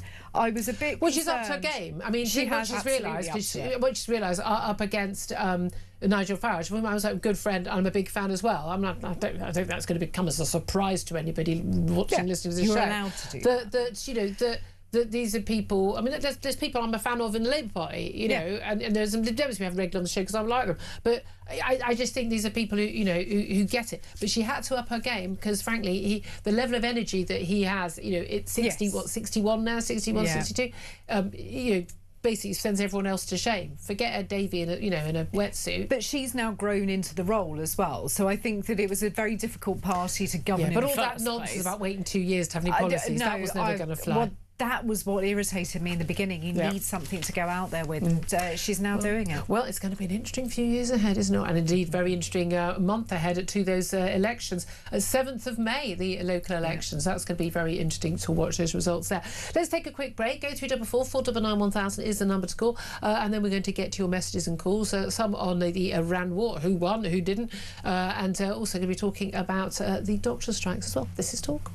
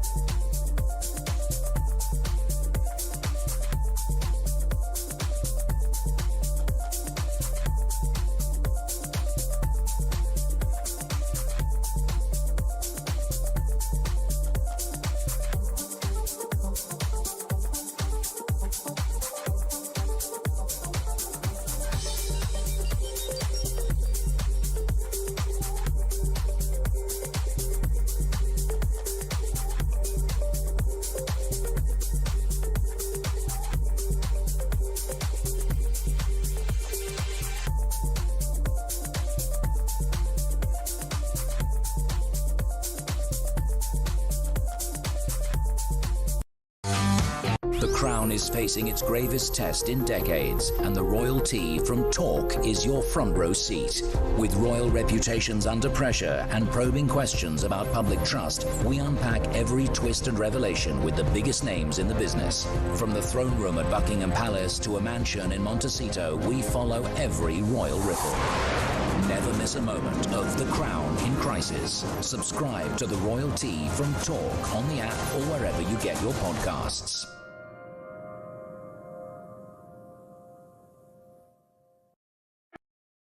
Across the UK, on DAB+, on YouTube, on your mobile, and on your side.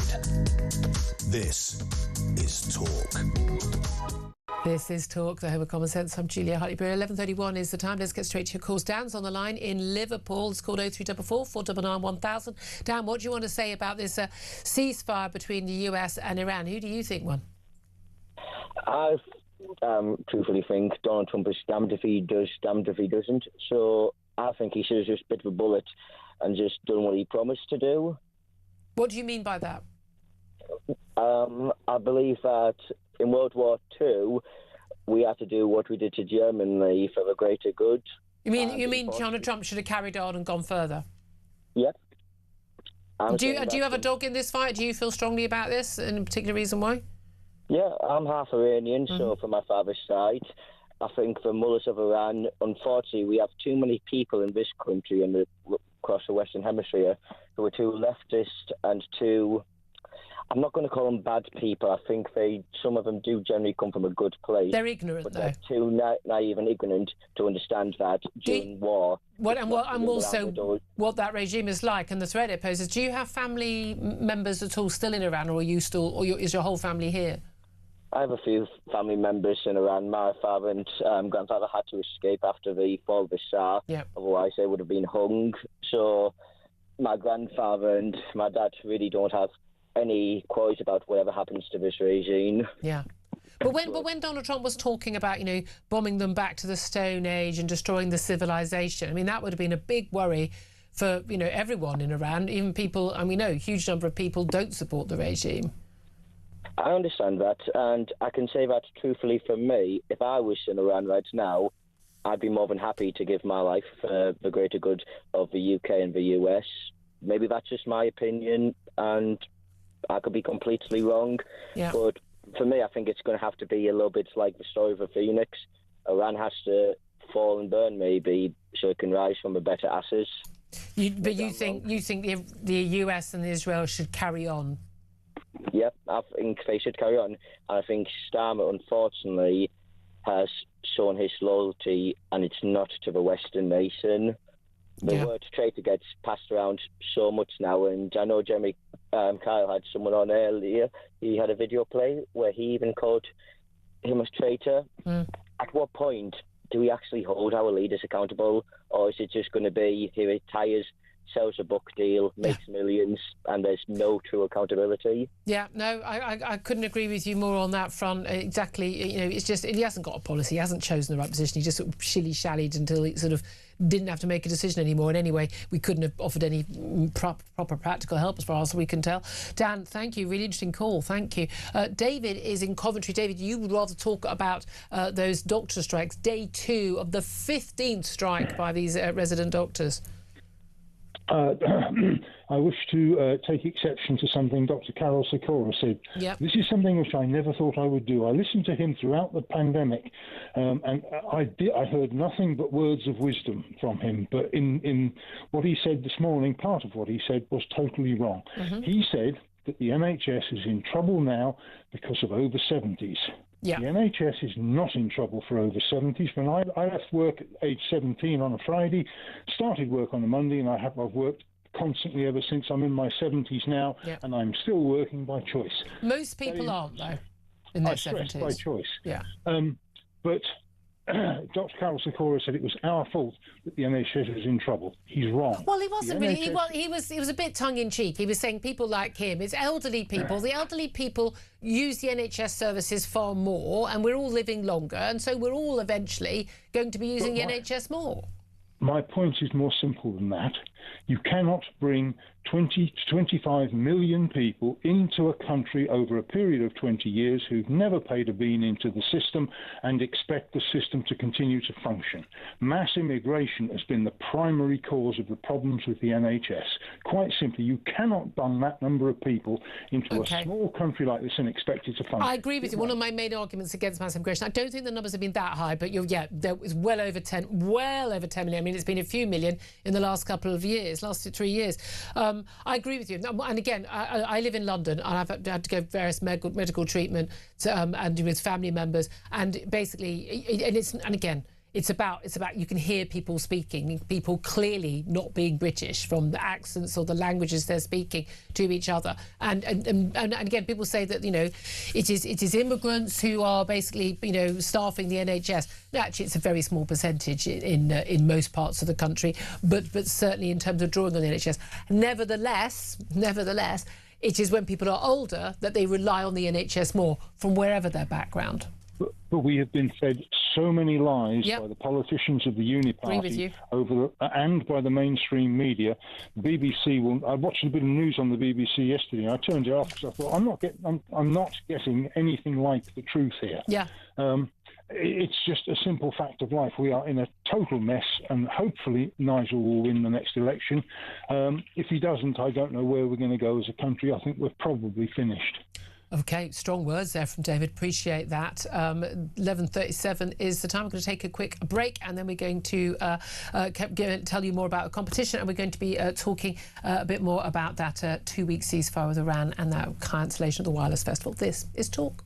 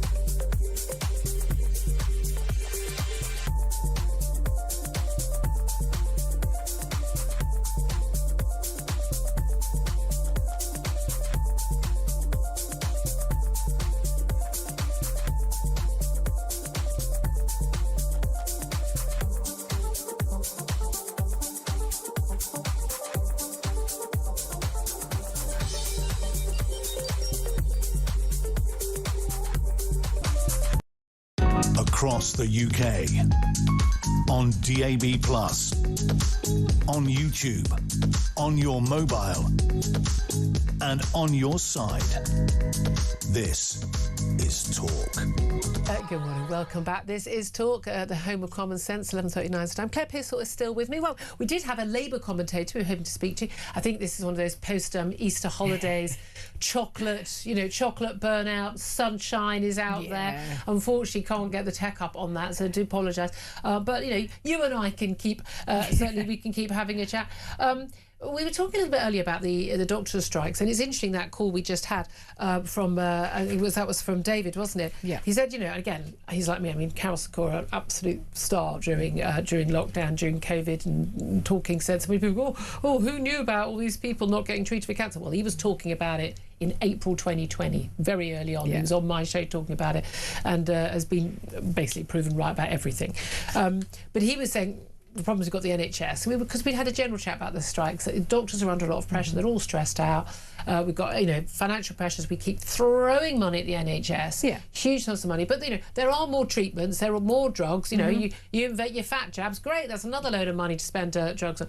Although pay for them yourselves. If you're not buying your takeaways to get yourself that fat, you can afford your Ozempics and your Wegovys and your Manjaros, as far as I'm concerned. But he said, look, it's us. He says, including himself, it's us over 70s. We're the problem. We're getting older. I do understand David's point that, as he was just saying, that actually we've had this massive wave of immigration. Although a small percentage of those people are working in the NHS. I guess we've got as doctors and radiologists and nurses and cleaners and goodness knows what, and GPs. However, the vast majority of them are potential patients in NHS, but we did not, like with housing, we didn't build any extra houses or any extra schools or any extra roads or any extra car parks or put on any extra buses. We didn't build any extra hospitals to allow for 10 million plus more people being in the country. Does he have a point? I think he does have a point. You can't put more into the system without expanding the system, but it's not about just putting money into it, because as we've seen, the NHS can't manage the money that it has well enough anyway. IT systems, my local doctor's surgery had to put out a message yesterday saying that couldn't deal with any appointments because the IT infrastructure in North Kent had gone down. To be fair, that could happen. That happens at international banks like HSBC. But then if you had GPs sitting there and you were allowed to phone in and speak to somebody, you could go round the IT system, but they weren't even allowing that. So the whole system... Because it's not working, we're all going to take the day off. Absolutely. Yeah. I mean, that's where it's wrong. There is, I mean, certainly any dealing with any admin, and I've told a million stories about, family members who've gone in and 6 people are booked in at the same time for a particular bit of surgery, cataract or whatever, and 3 of them, their notes aren't there. They haven't got any notes there, so they haven't been sent forward. So the practicalities of getting, you go for a scan, and when I get the results, I don't know, sometime in the next 2 weeks. Yeah. Why doesn't someone look at it today? I mean, let's pay someone to stay on duty till 8 p.m. and just get it all moving. And a lot of it is down to, I would say, third world admin. We are literally employing people who are just literally like, I don't care. They come from a culture, they go, I don't care. They don't, and I'm sorry, we do have that issue. But I think a lot of the issues also, I think I really do think we've got a load of snowflake doctors now. People who are going, I know you've got a family member who's a nurse and talk about nurses training, and they're like, I don't want to actually, don't actually do anything. I don't want to clean up someone's vomit or anything like that. Don't want to do any of the dirty work, because they've got, they're just expecting a bit of an easier life. And I think a lot of our young people going into these professions, I don't think doctors should be doing as my mum did when she was trained, 72-hour weekend shifts without any guaranteed sleep. You did get some sleep in a bunk bed occasionally, in a darkened room in the corner. That's dangerous. But you were woken up by the matron when you were needed. But basically, I don't think that's the way to live. But the idea of that, GPs, you train, 7 years and 250 grand it costs us for each doctor training, and then years of training to become a GP, and then you work a 3-day week. I know you want your work-life balance, but they're doing it when they've got teenagers, when both couples, there are 2 couples who are married with doctors. I'm sorry, I'm not entirely sure there are some jobs. I was a political editor of a national newspaper. I didn't want to work on Saturdays for a Sunday newspaper anymore because I wanted to be with my family. So I left that job. I didn't go, bend the whole system around me, because I would like to spend more time with my family. I don't want to do a 70-hour week anymore. I've got a baby. And I want to be a proper mum. And I made those choices. But I didn't expect the system and spend around me. And I do think there's a lot of people now, particularly the feminisation of medical qualifications. It's great. Loads more women are being doctors. Great. But then saying, I want to be a doctor, but I also want to have a lovely work-life balance. I want to be at home at 4 o'clock for my kids.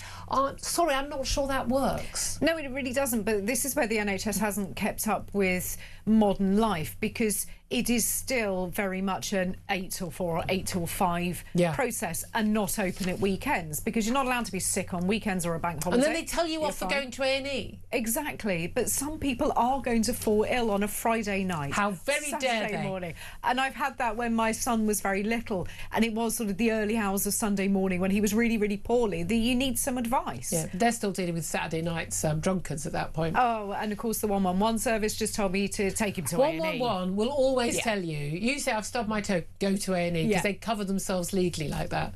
So it's an utter waste of time. It is an utter waste of time. But the pharmacist in my local chemist was very, very helpful with the small child, because sometimes all you need is to talk to somebody. So the NHS isn't really fit for purpose, but it hasn't been for some time, and I don't think all of the blame is on migration on that front. No, exactly. Very interesting. Oh, right. Let me tell you about the chance to win a life-changing £20,000 completely tax-free here on Talk. That's £20,000 straight into your bank account. Spend it, save it, splash it. I don't know. Get private healthcare insurance. That might be a good way of spending it. It's entirely up to you. Here's how you could be in with a chance to win. For your chance to win, text TALK to 83338. Texts cost £2.50 plus your standard network rate. Or call 0343 418 7260. Lines close 9th of April 2026, 4 p.m.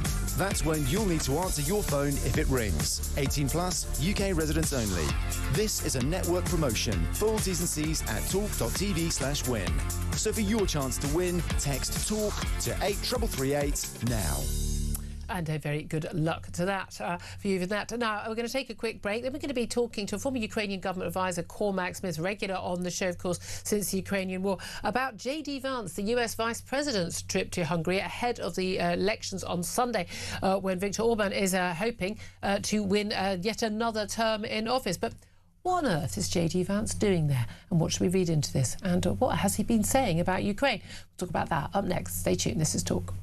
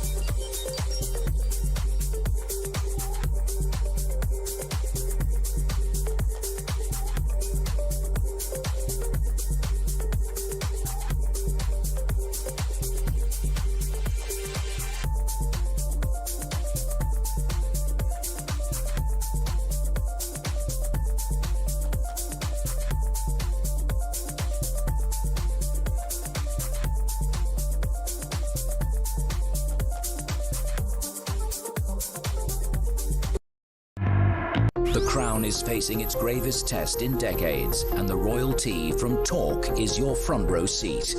With royal reputations under pressure and probing questions about public trust, we unpack every twist and revelation with the biggest names in the business. From the throne room at Buckingham Palace to a mansion in Montecito, we follow every royal ripple. Never miss a moment of The Crown in crisis. Subscribe to the royalty from Talk on the app or wherever you get your podcasts.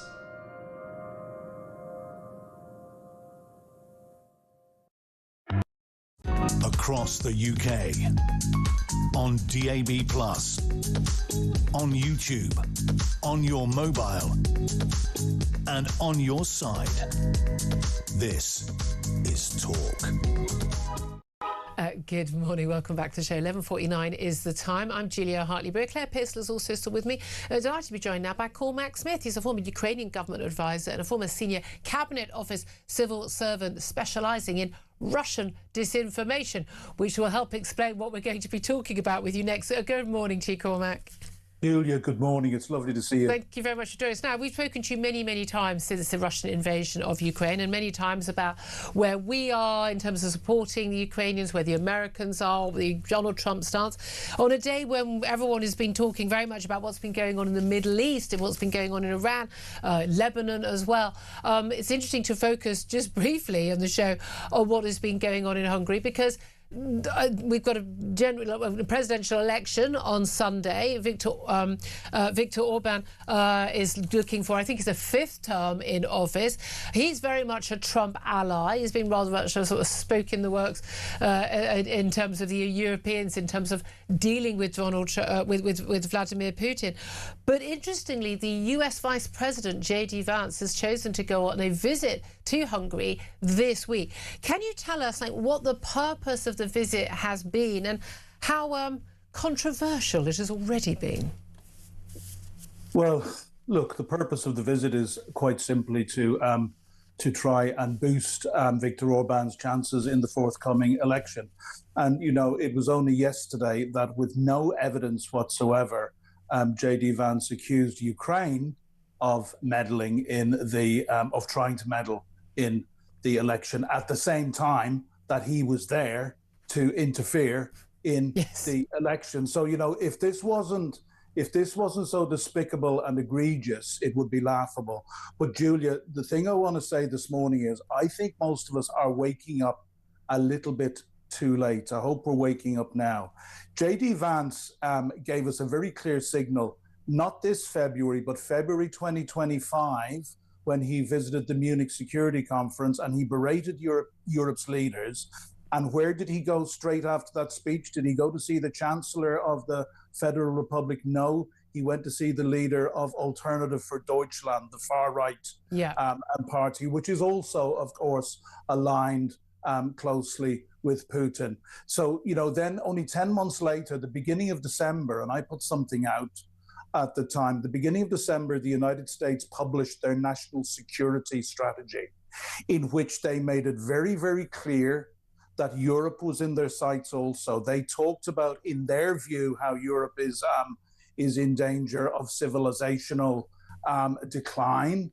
And they This is sort of about mass uncontrolled immigration and this whole idea. Yes, but importantly, the line that I picked up was they talked about being encouraged by the rise of what they called patriotic parties, and said that they would do everything they could to encourage those parties. Now, by patriotic, we don't mean Keir Starmer's Labour government or indeed Kemi Badenoch's Tory opposition. I think we know in this country it would be Nigel Farage. In Hungary, which is the only European country where they are actually in power, maybe apart from the Czech Republic, he means Viktor Orban. But equally, we would be talking about Marie Le Pen in France, Alternative for Deutschland in Germany, and Geert Wilders. And yet, lumping all these in together, it's one of the things I would leap to defensive reform on this issue. Which is, you know, the AfD in Germany. I absolutely understand why many Germans have turned to alternative parties, given their abject failures of them on net zero and on mass immigration under Merkel all those years as well. But actually, AfD is a pretty nasty party with some really quite horrible views in my view. We've got some very big issues with Marine Le Pen's party and her views. State over many years they've changed, they say, but who knows. But again, I understand the frustration of people who vote for these parties, but it doesn't mean all these parties, they're not all the same. They have very, very different viewpoints, but they're all lumped together on one side. But this is the thing. J.D. Vance is being regarded as, handpicked by the president, Donald Trump, when he, as vice president, basically to be the future of the party. Donald Trump can't stand legally, constitutionally, for a third term, although he still talks about this occasionally, that J.D. Vance is the future. He's made it very clear. He's aligned himself fully with the MAGA, aligned himself, with the likes of Tucker Carlson, who even Donald Trump has disowned. Big question marks, a lot of them line about whether Tucker Carlson is getting funding from them from various questionable regimes in the Middle East, and very pro-Putin. This is the thing I don't understand, is that J.D. Vance is obviously appealing to a certain MAGA crowd. We get that, and he wants to be associated with a victory of election. But this interfering such by American leadership doesn't tend to work out very well. Obama, said he wasn't going to interfere and then did interfere when it came to the Brexit referendum. That didn't work out very well for him. He was completely ignored. He actually boosted the Leave vote with his comments about us going to the back of the queue. Is this going to work out well for him, or is he so sure that Viktor Orban's going to win that it's fine? Well, Julia, I can only say that I hope it's not going to work out. I've got to point out one more thing specific to Ukraine. It's been very, very clear. America has withdrawn almost all support for Ukraine. Yep. They now will sell weapons to Europe, for Europe to give to Ukraine. And J.D. Vance and his boss, Donald Trump, have made it very clear that Ukraine is our problem to deal with. Viktor Orban has been consistently doing everything in his power as a member of both NATO and the EU to frustrate our efforts to support Ukraine, and has recently been blocking the 90 million euro loan to buy armaments.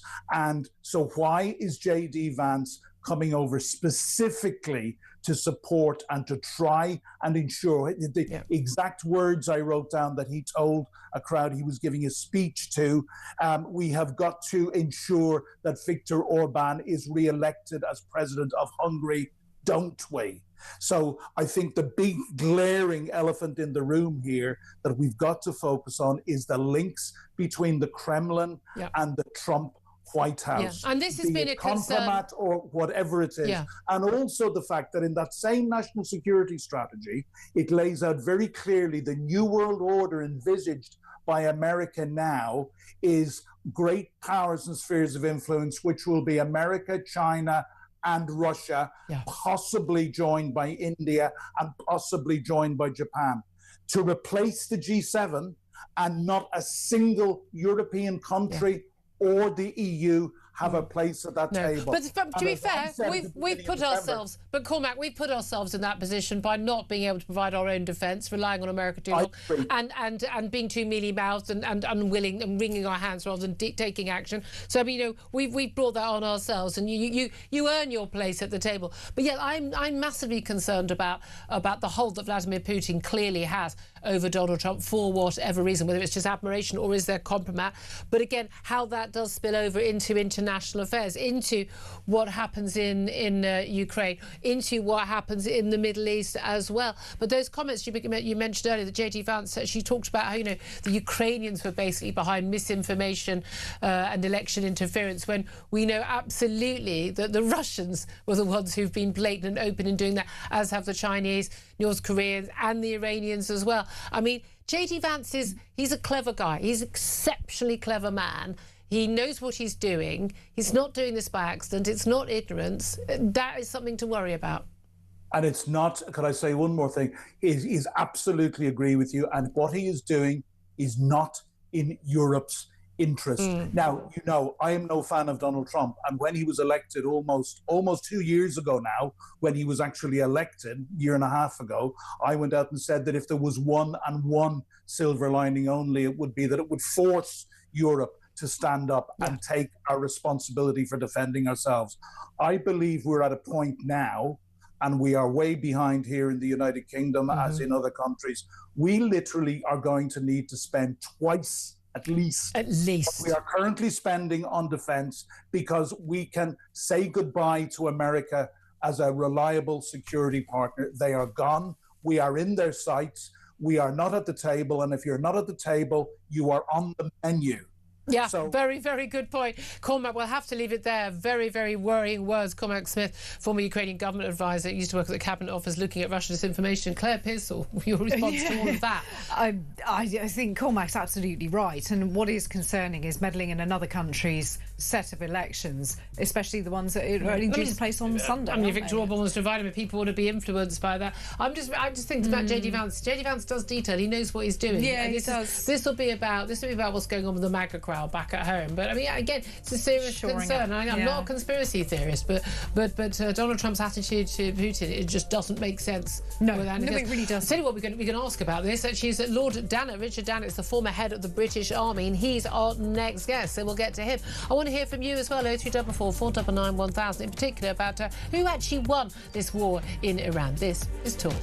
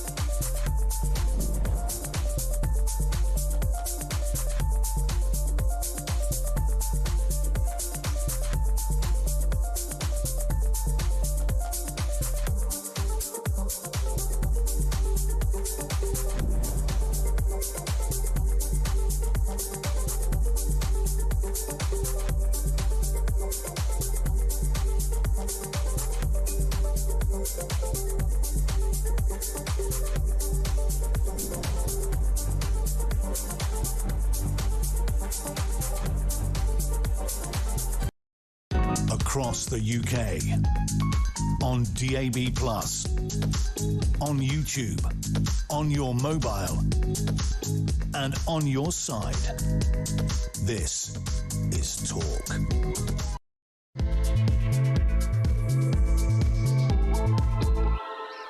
Good afternoon indeed. This is Talk with Home Common Sense. I'm Julia Hartley-Brewer. Thank you so much for joining me. Whether you're listening on DAB Plus Radio or on your smart speaker, watching on YouTube or your connected device, I don't know, the old working from home on the sunniest, warmest day of the year so far, you enjoy it. You've earned it. You've earned it. You try and get some work done. Anyway, it's great to have you join me. If you have missed anything of the show, don't forget to go to my YouTube page, The Julia Hartley-Brewer Show. Hit subscribe. You never have to miss a thing. Coming up, we're going to be talking more about, the declaration by the American president today that today is a big day for world peace. He has declared that there has been a complete victory for the Americans in the Iran conflict. But interestingly, so have the Iranians. So who actually won this war? And will this 2-week ceasefire continue? Certainly JD Vance, the American vice president, who's been on a trip to Hungary, has said this is very much a fragile peace at the moment. But will the Strait of Hormuz be reopened? Will we see oil prices continuing to go down? Will we see inflation going down? We'll talk about all of that. We're going to talk about how to deal with illegal migrants, trying to get them to leave the country voluntarily, currently paid up to... for some exceptions, £10,000 a person. Well, Reform UK have said they'll take that down to £1,000. But why are we paying them a single sodding penny, I would ask you? Plus, Angela Rayner, remember her?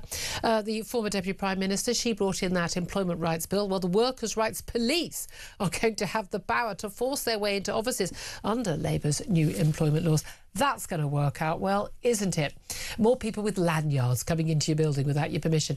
I want to hear from you today, in particular, about the Iran conflict and this 2-week ceasefire with Iran. Both sides claiming victory. What is your reaction?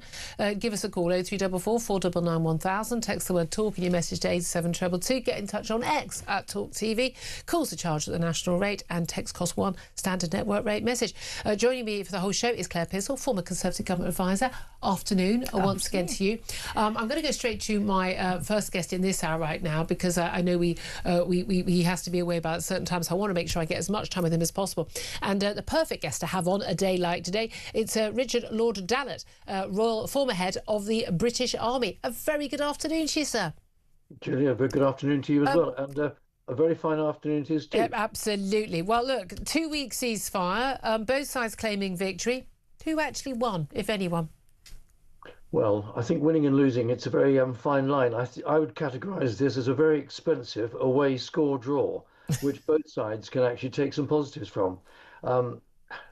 It was incredible over the last couple of days listening to Donald Trump's rhetoric and what he was planning to do to Iran.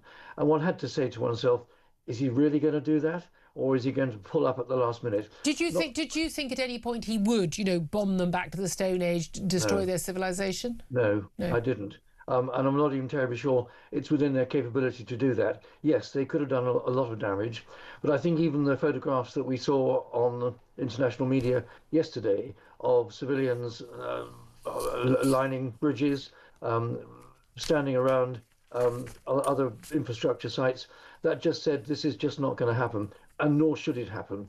And conversation about attacking civilian targets constituting a war crime. Donald Trump might well have shrugged it off. He might well have said to himself, I'm the President of the United States, the law doesn't apply to me. Well, frankly, the law applies to everyone.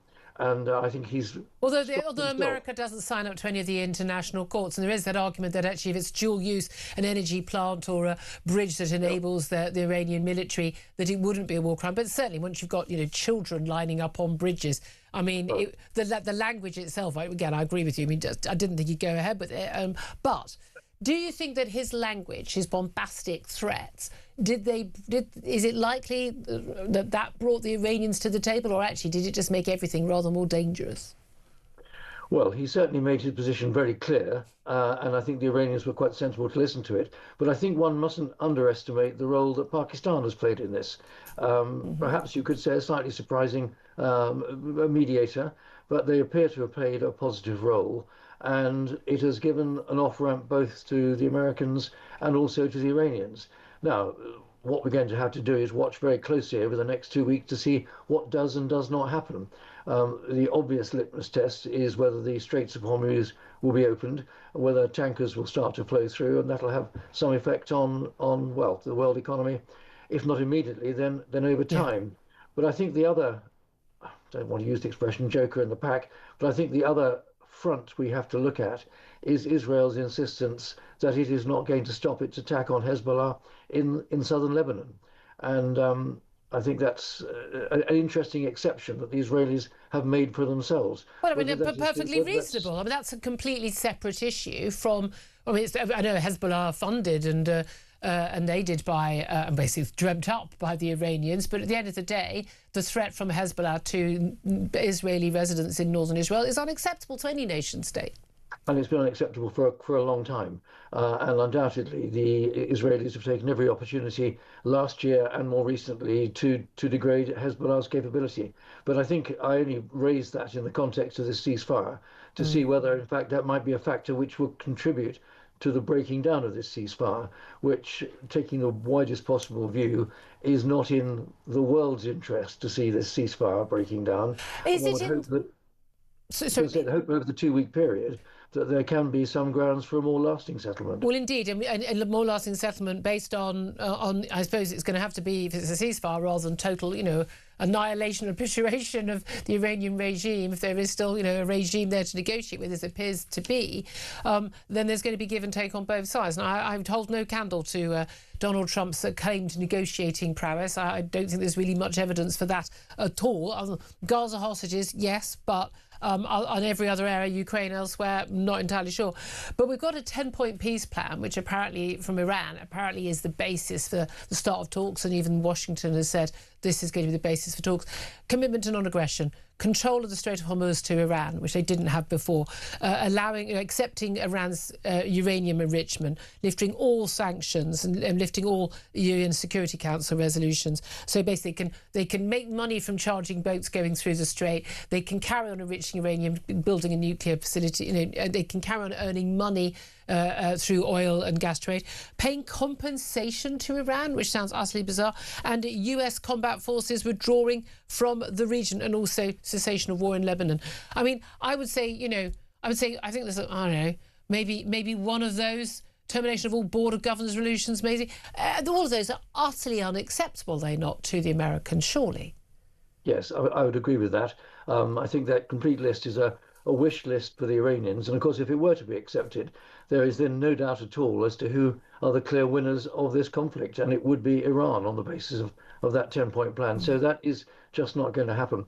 But I think one's got to look at this dispassionately and actually ask the question, is the world better off? Has America made any progress over the last 6 weeks? Or in fact, is the situation where we are today worse for America than it was six weeks ago? And it's quite hard to argue yourself to the alternative. Yeah. That the situation has deteriorated, that although the Americans have talked about making great progress and achieving their target hits and all the rest of it, frankly, it's left them in a pretty sorry state, and their reputation absolutely in tatters in the wider Gulf area. And this is the thing, but it has been fascinating to see the Arab Gulf states basically completely aligning themselves with America and Israel, basically wanting this threat from Iran to be gone. But then also facing the threat, the threat from, it's all very well, US threat to Iran, we're going to obliterate you, but then that threat back from Iran to energy plants, energy production, and also water desalination plants, absolutely vital for life to exist in many Gulf states. So, I mean, the cost to anyone, Israel or the Arab states in the Middle East, way beyond what we're going to face with higher prices at the pumps. Do you think that the world that it was the right thing to do, whether it was this was correctly and strategically wise in terms of not securing the strait first and the rhetoric from Donald Trump, but was the actual act of attempting to take out Iran's military, particularly nuclear capability in the future, is that a worthwhile aim? Is that a justifiable aim? Well, you have to go right back to the start when we were asking ourselves, what is the strategic objective? Yeah. Or what are the strategic objectives here? And I think there were three right at the outset, two of which are moderately achievable and may well have been achieved. One was to deny Iran having a nuclear weapon capability. Yeah. Second was to degrade their ballistic missile development and usage capability. Probably those two have been substantially achieved. The third, of course, was this loose idea of regime change. Mm. Well, I think everybody said that you're not going to achieve that from the sky. Yeah. Certainly that hasn't happened.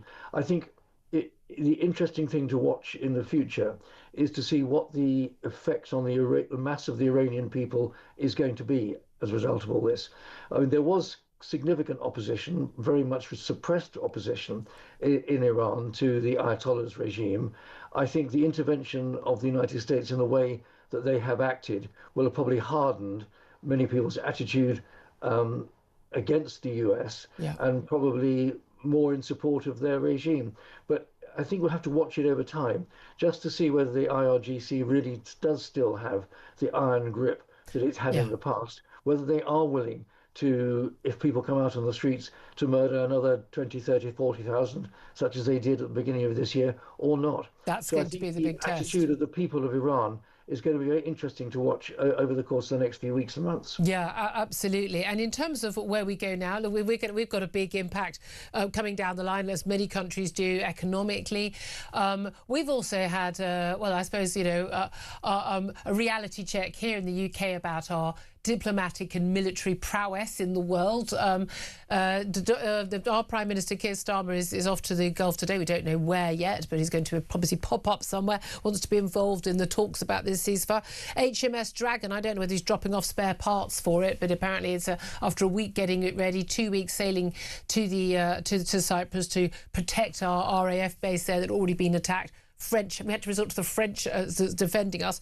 The ship has had to return to port for maintenance. I mean, we've been exposed as, frankly, something of an irrelevance in all of this, haven't we? How dangerous is that for Britain's future? Well, I think it's very damaging. I think it's embarrassing. But I'm afraid on the military side, it was entirely predictable.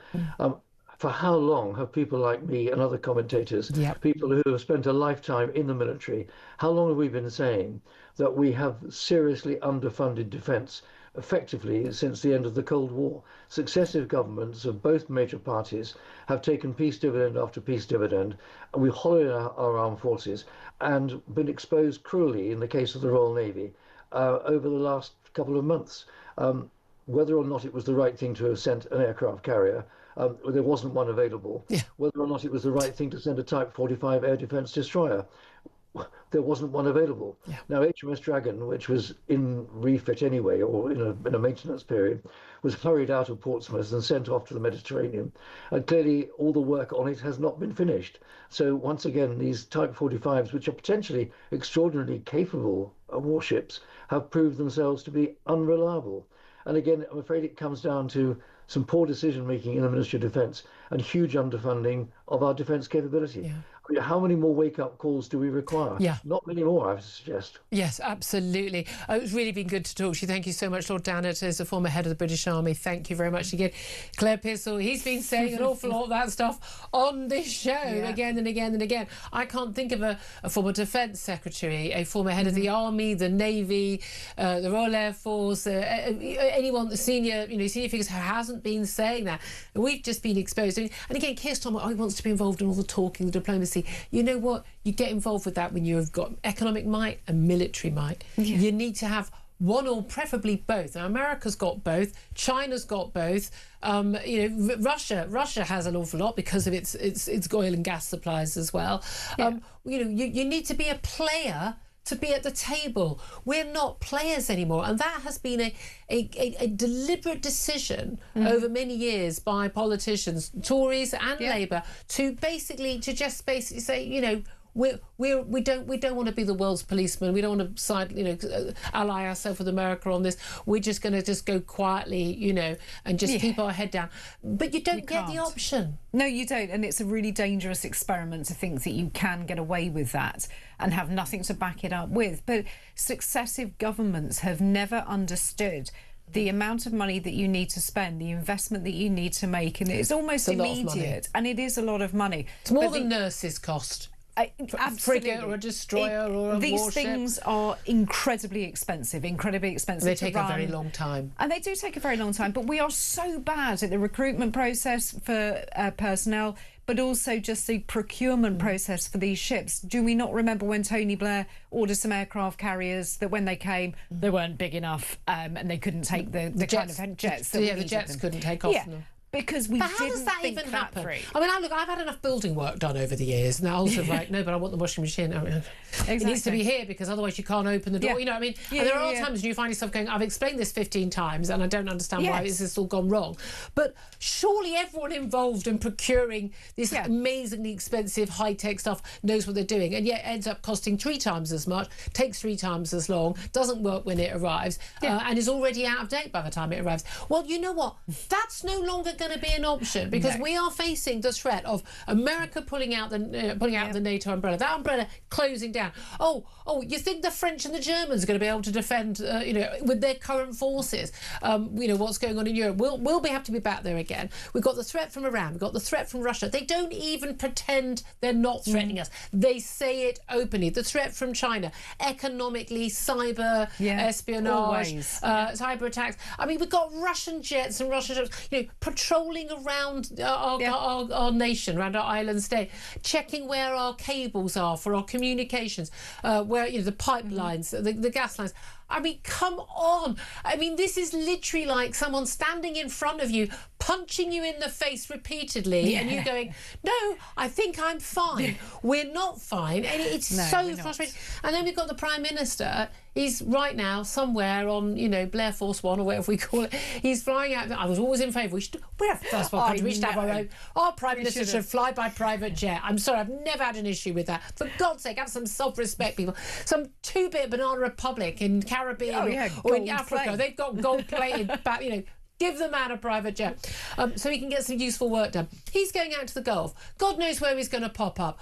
God knows what use he's going to be to anybody. They're all going, literally, this is like, some random second cousin of yours or maiden aunt insisting on coming to stay to help you out, when you've, I don't know, you've had a new baby. Oh, I'm going to come and help you out. They're no use at all. No. They haven't got a clue. They've got no negotiating skills. Look what they did with the doctors, for goodness sake. They've got no knowledge of the area. They've got no military prowess. They've got no diplomatic prowess. We haven't got any ins.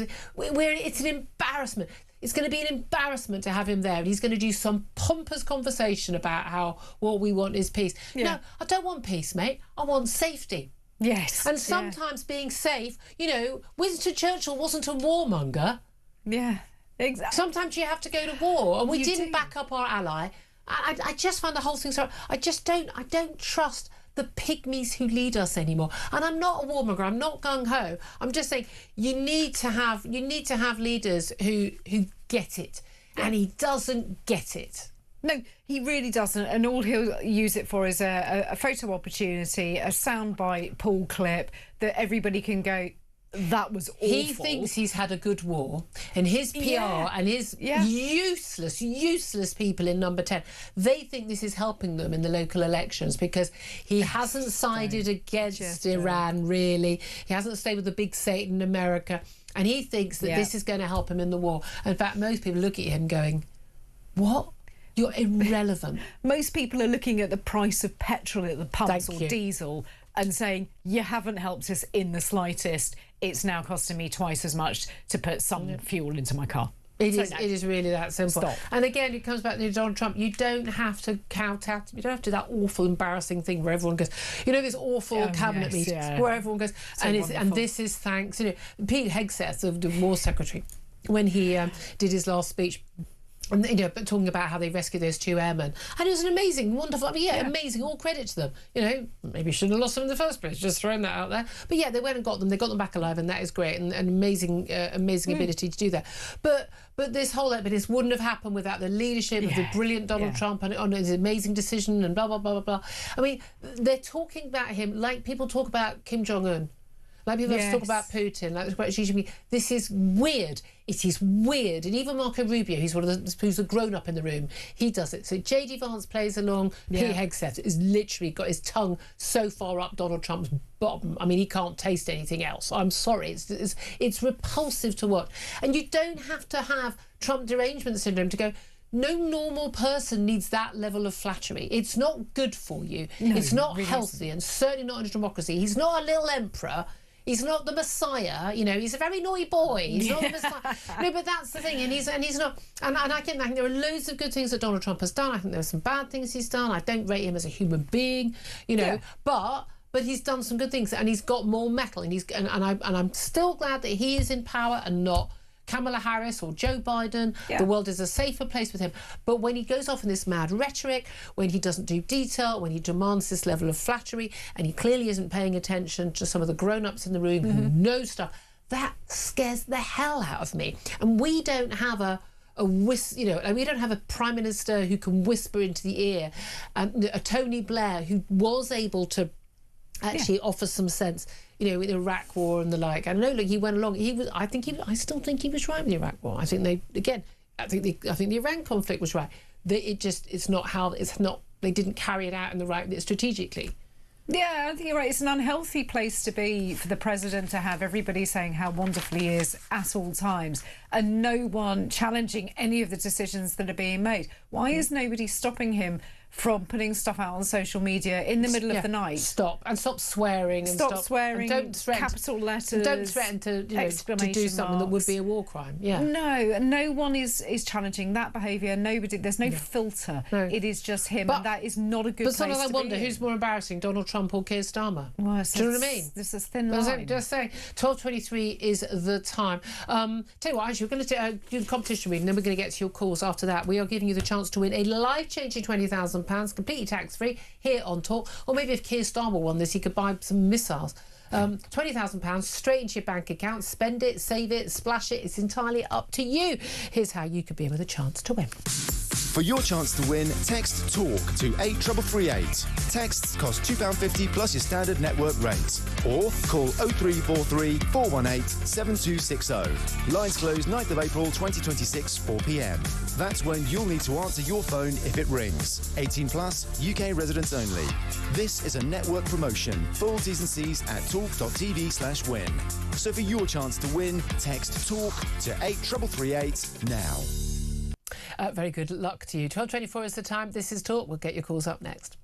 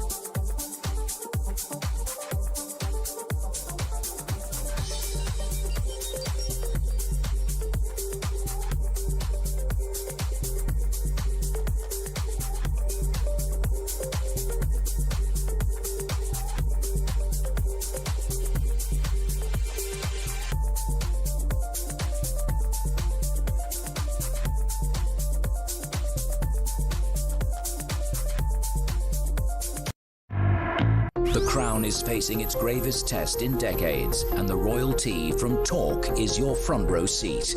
With royal reputations under pressure and probing questions about public trust, we unpack every twist and revelation with the biggest names in the business. From the throne room at Buckingham Palace to a mansion in Montecito, we follow every royal ripple. Never miss a moment of The Crown in crisis. Subscribe to the royalty from Talk on the app or wherever you get your podcasts.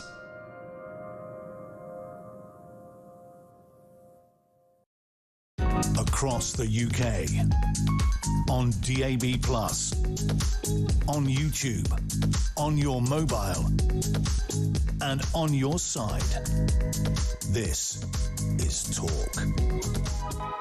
Very good afternoon. Welcome back to the show. 12:27 is the time. Just to let you know, they've just had a statement on Truth Social from Donald Trump saying there will be no uranium enrichment under the peace plan that would be agreed. And so quite a few points with Iran, quite a few points have already been agreed. We'll keep you up to date on that.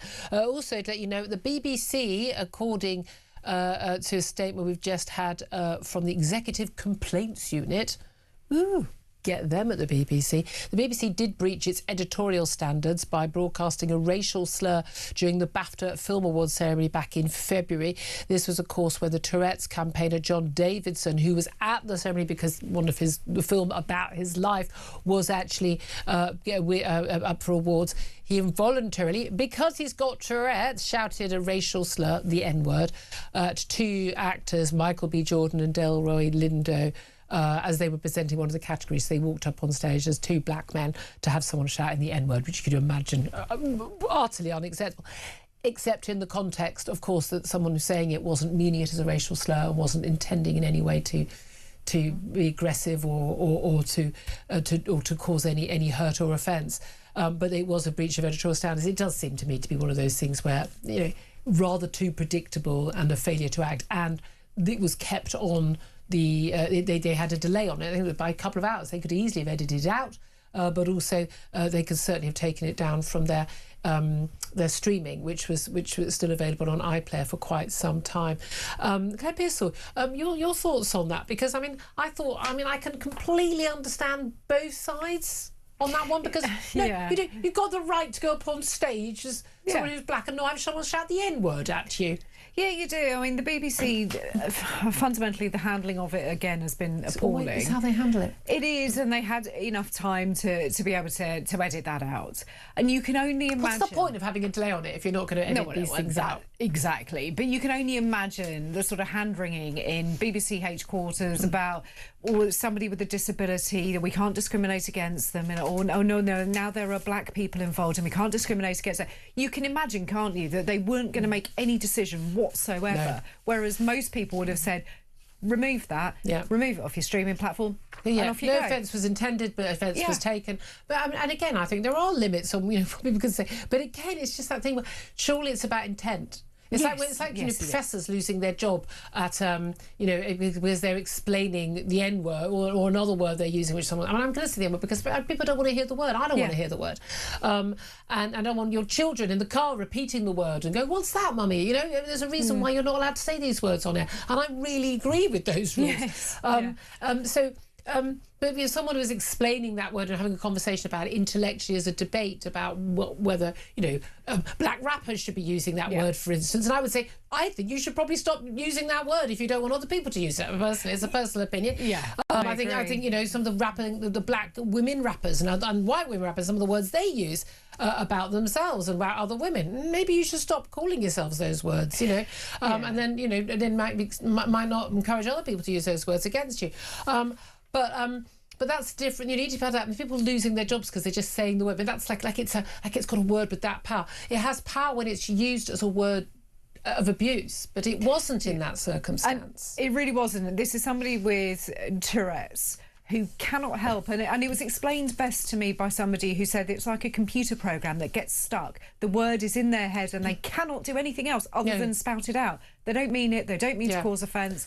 And we should understand that was the whole point of the film, was to raise awareness of Tourette's. Here's the main thing on this one. Again, it's the BBC handles it badly. Shocker. Let's go to your messages coming in about the Iran war and defence, and indeed, our role.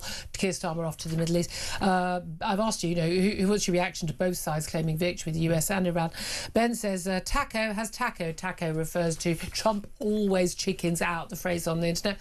Complete surrender by the US and its proxy Israel. Now Iran is in a very strong position with its 10-point list of demands. Yeah, it's not going to get them. If they do, then frankly, game over. Theo says, truly a miracle. I'm very cheerful that both sides managed to win. Nala, sarcasm there. Nala says, America and Israel have been totally humiliated. Two superpowers could not defeat Iran. Let's go to Chris, who's on the line. He's called up on 0344 499 1000 from Hereford. Chris, what do you want to say? Hello. Hello. Basically, I listened to the broadcast. Chris, can I stop you there?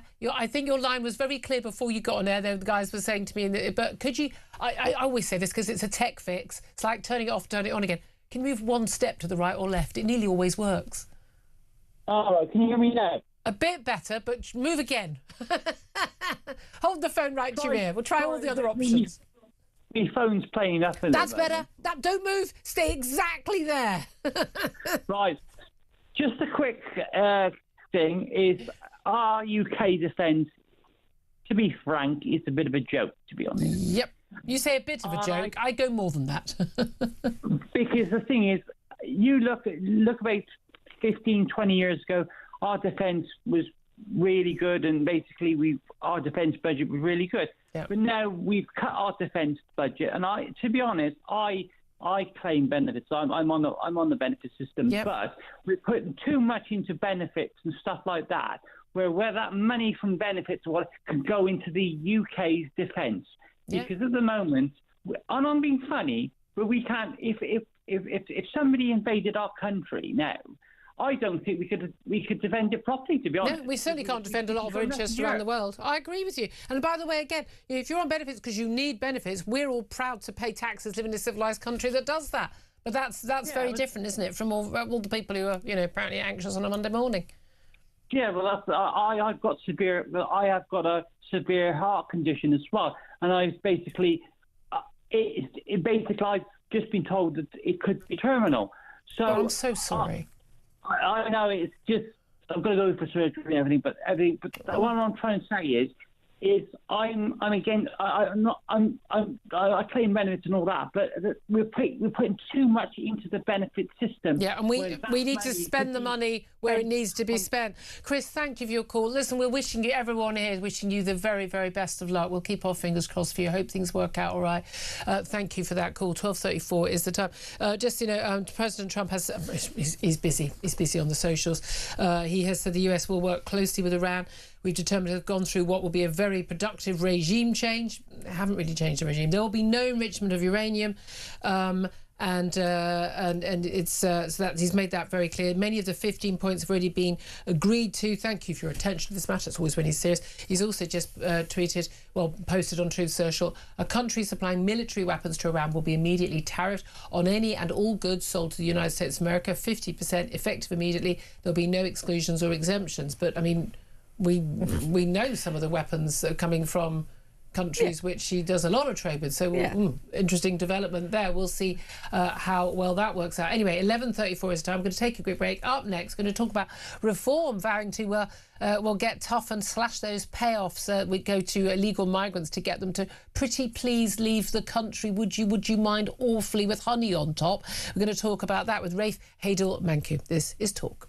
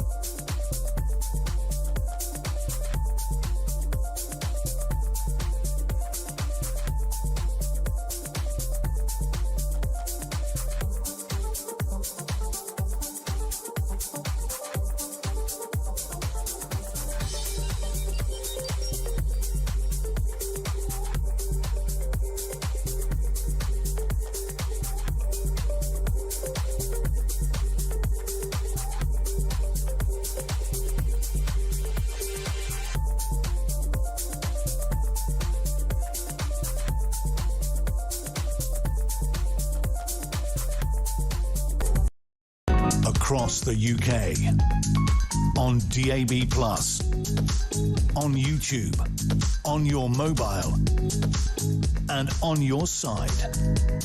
This is Talk. A very good afternoon. Welcome back to the show. 12:37 is the time. Just to let you know, the Defence Secretary, well, the War Secretary, Pete Hegseth, is giving a briefing at 1 o'clock in Washington. We'll keep you at the Pentagon. We'll keep you posted on any developments there on Ian Collins' show. Right now, let's turn our attention back to this country. Keir Starmer's leaving this country to go. Oh, no, he's coming back. Don't get hopeful, people. He's going to be heading off to the Gulf. Meanwhile, we've got some developments about how to get rid of the people we would really like to leave the country permanently. Those illegal migrants, those ones who arrive on the boats or any other way or overstay their visas, and then we try and get them to leave. Well, they apply for asylum and they often don't get it. Far too many of them do get it, who are just allowed to stay because we can't get rid of them. And then we say, pretty please, would you please get on a plane and go home? And then we pay, I kid you not, up to, lately, £10,000 a person, up to £40,000 a family, for people to voluntarily leave this country when they've got no right to be here in the first place. Well, Nigel Farage, leader of Reform UK, said if Reform get in, those figures will be absolutely slashed down to £1,000 maximum. Well, let's talk about this with Rafe Haydel-Mankey. He's a senior fellow at the New Culture Forum, and I'm delighted to say joins us again. Very good afternoon to you, Rafe.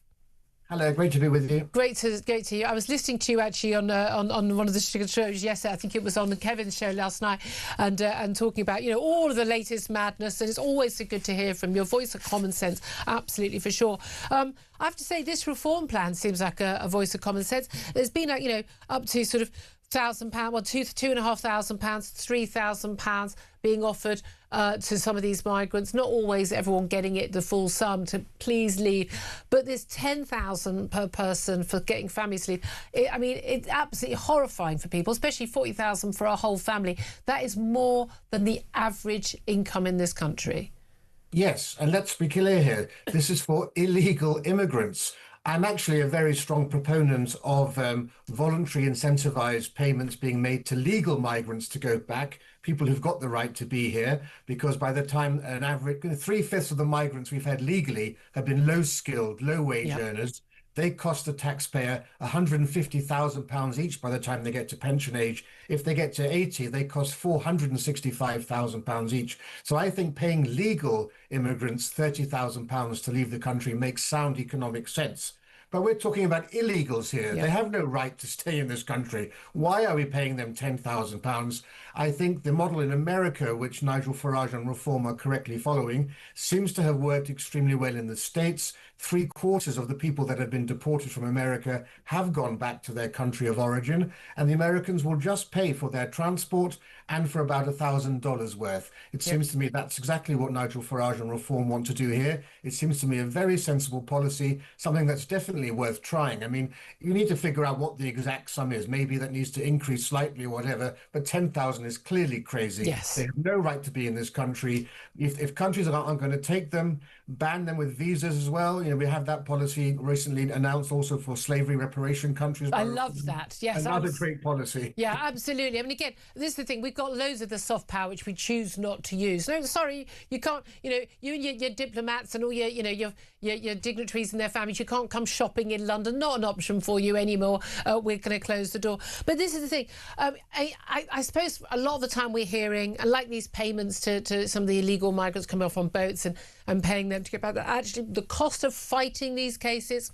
cost of keeping them in the country while they continue to fight, is absolutely dwarfs these payments. And yet you could argue, I mean, that's like the same argument we have, we need to give everyone fat jabs on the NHS and pay for it, or gastric bypass surgery because it costs so much for these people to get ill. Or we could just say, stop eating. I always say, lock them in my spare bedroom. I'll give them a calorie controlled diet. They'll lose the weight fine, and it won't cost us an absolute fortune. You could just pay me their rent and their food costs. There are always other options, and one of the other options is we don't let them in the country in the first place. We put people, I'm sorry, round them up and say, you can either get on a plane tomorrow or you're going to be in a camp until you leave. That's the end of the matter. There are plenty of other ways we can do this, which involve rather more stick than carrot, and I think would work rather better.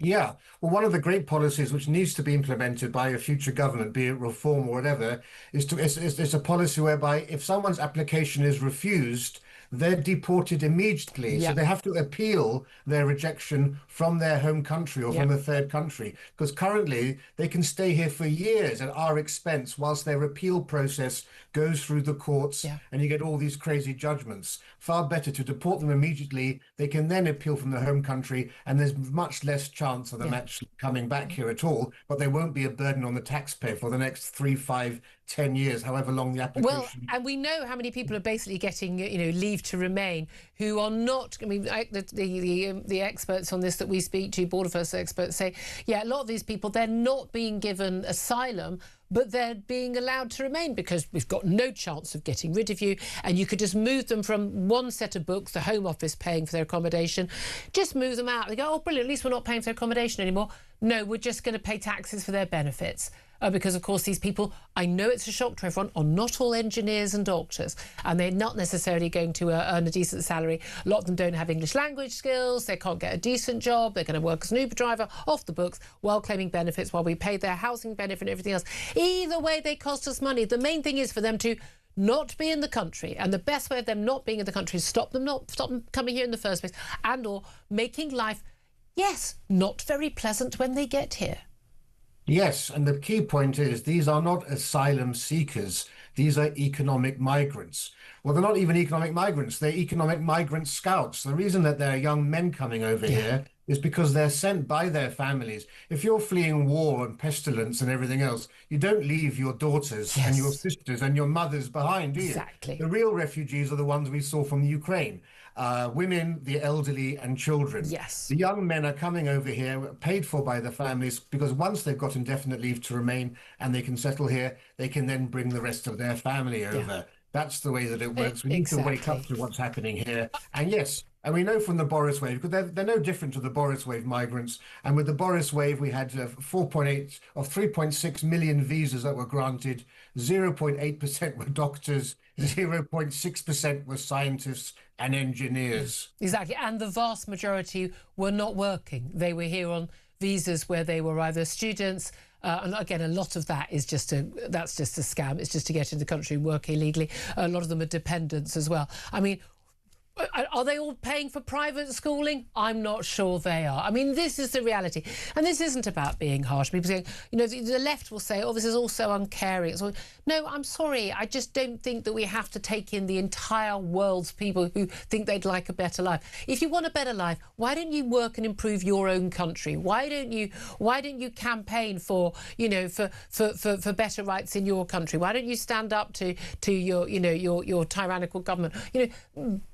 Britain didn't just accidentally become the country it is. People from Britain fought for this country to be what it is, fought for the rights that we've got here, for the welfare state, for these things. It didn't happen overnight. And I don't think we owe the rest of the world what we got and our ancestors fought for ourselves. No, and of course, if you import the world, you also import the world's problems. And so now we see on the streets of our major cities, we see fights and squabbles that come from foreign lands and have no place here. Be it Hindus and Muslims fighting in Leicester, as we saw, be it the rise of anti-Semitism here, be it the whole Palestinian issue. These are really serious things happening on the streets of Britain that are completely foreign to us. We never had any history of this before. Why girls in school are being told about the dangers of female genital mutilation? Don't remember ever being worried about that as a kid. Well, Britain is now the global centre for acid attacks. We have honour killings. Honour killings are rising up hugely. We have machete fights in the street with gangs of feral youth. I don't recall that 20 years ago. We have stories of beheadings now on the streets.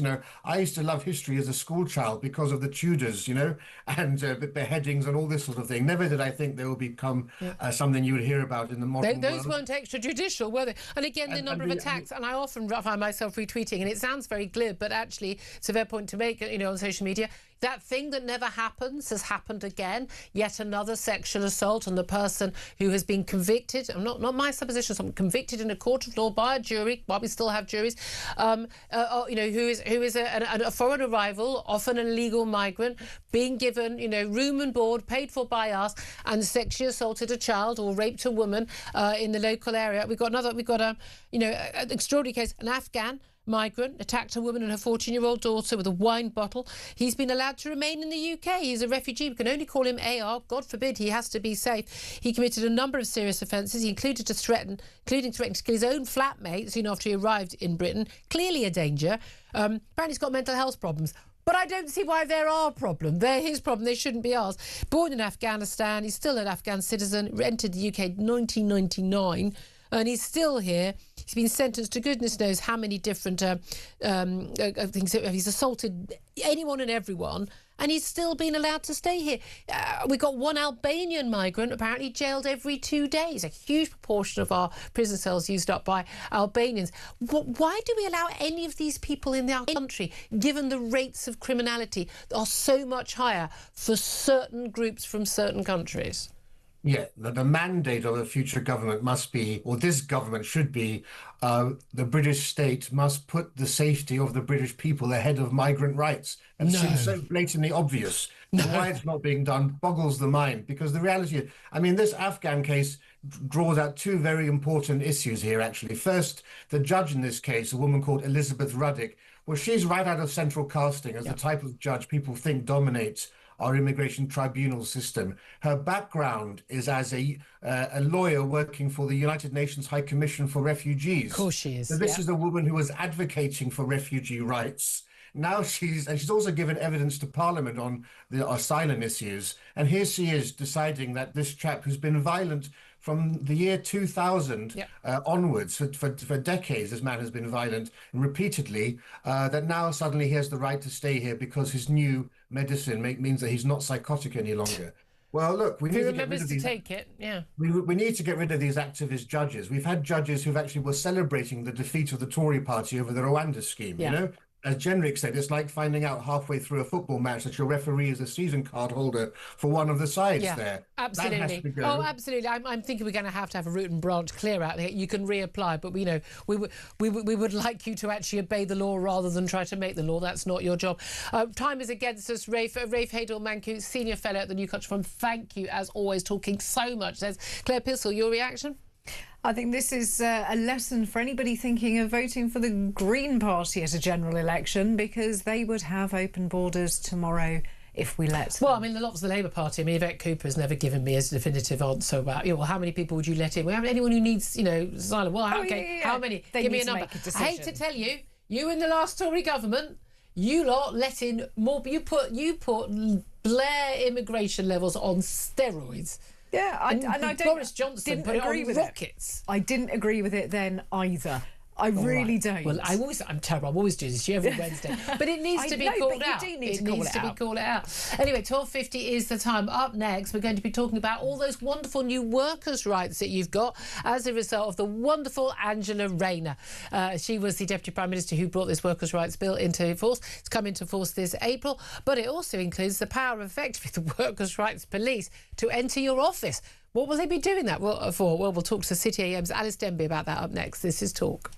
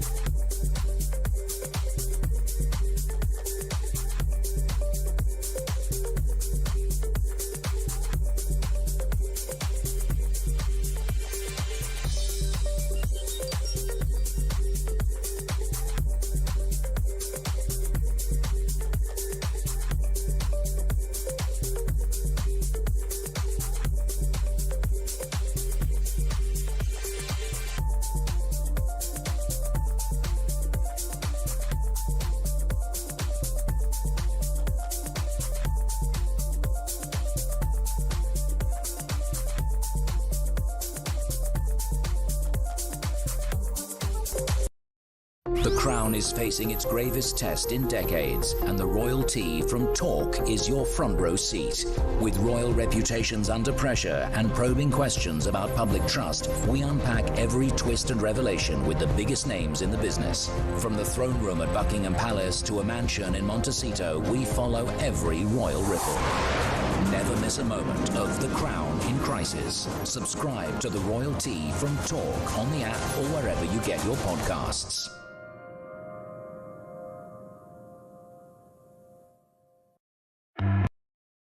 Across the UK, on DAB+, on YouTube, on your mobile, and on your side.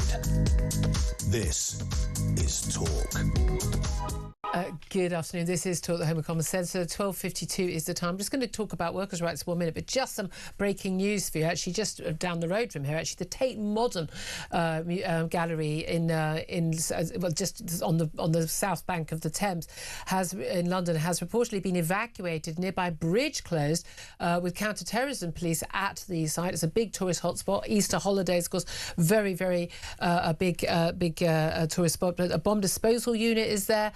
And they've been dispatched to the museum. Police, fire and ambulance teams have been spotted lining up outside the building. It's located next to the Millennium Bridge. We don't know the nature of the incident as yet, but the building has been closed off to the public. The fire brigade were called at 11:30 this morning, so just an hour and 20 minutes ago. So we'll bring you the latest on that on Ian's show as and when we get it.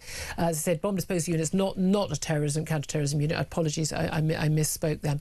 Right now, let's talk about employment rights, because Angela Rayner's workers' rights police will apparently have the power to force their way into businesses, to seize documents and arrest people under Labour's new employment laws. You thought it was just about getting some sick leave from day one, didn't you? But the Fair Work Agency, which the former Deputy Prime Minister began to oversee, has allowed sort of come into place, is going to oversee the enforcement of the Employment Rights Act, the power to carry out unannounced inspections and use force where reasonable and necessary. Let's talk about this with Alice Denby, who's opinion and features editor at City AM newspaper. A very good morning, well, good afternoon to you, Alice. I mean, sorry, when would it be reasonable and necessary to force their way into a building where people are working, where they think that employment rights are not being enforced?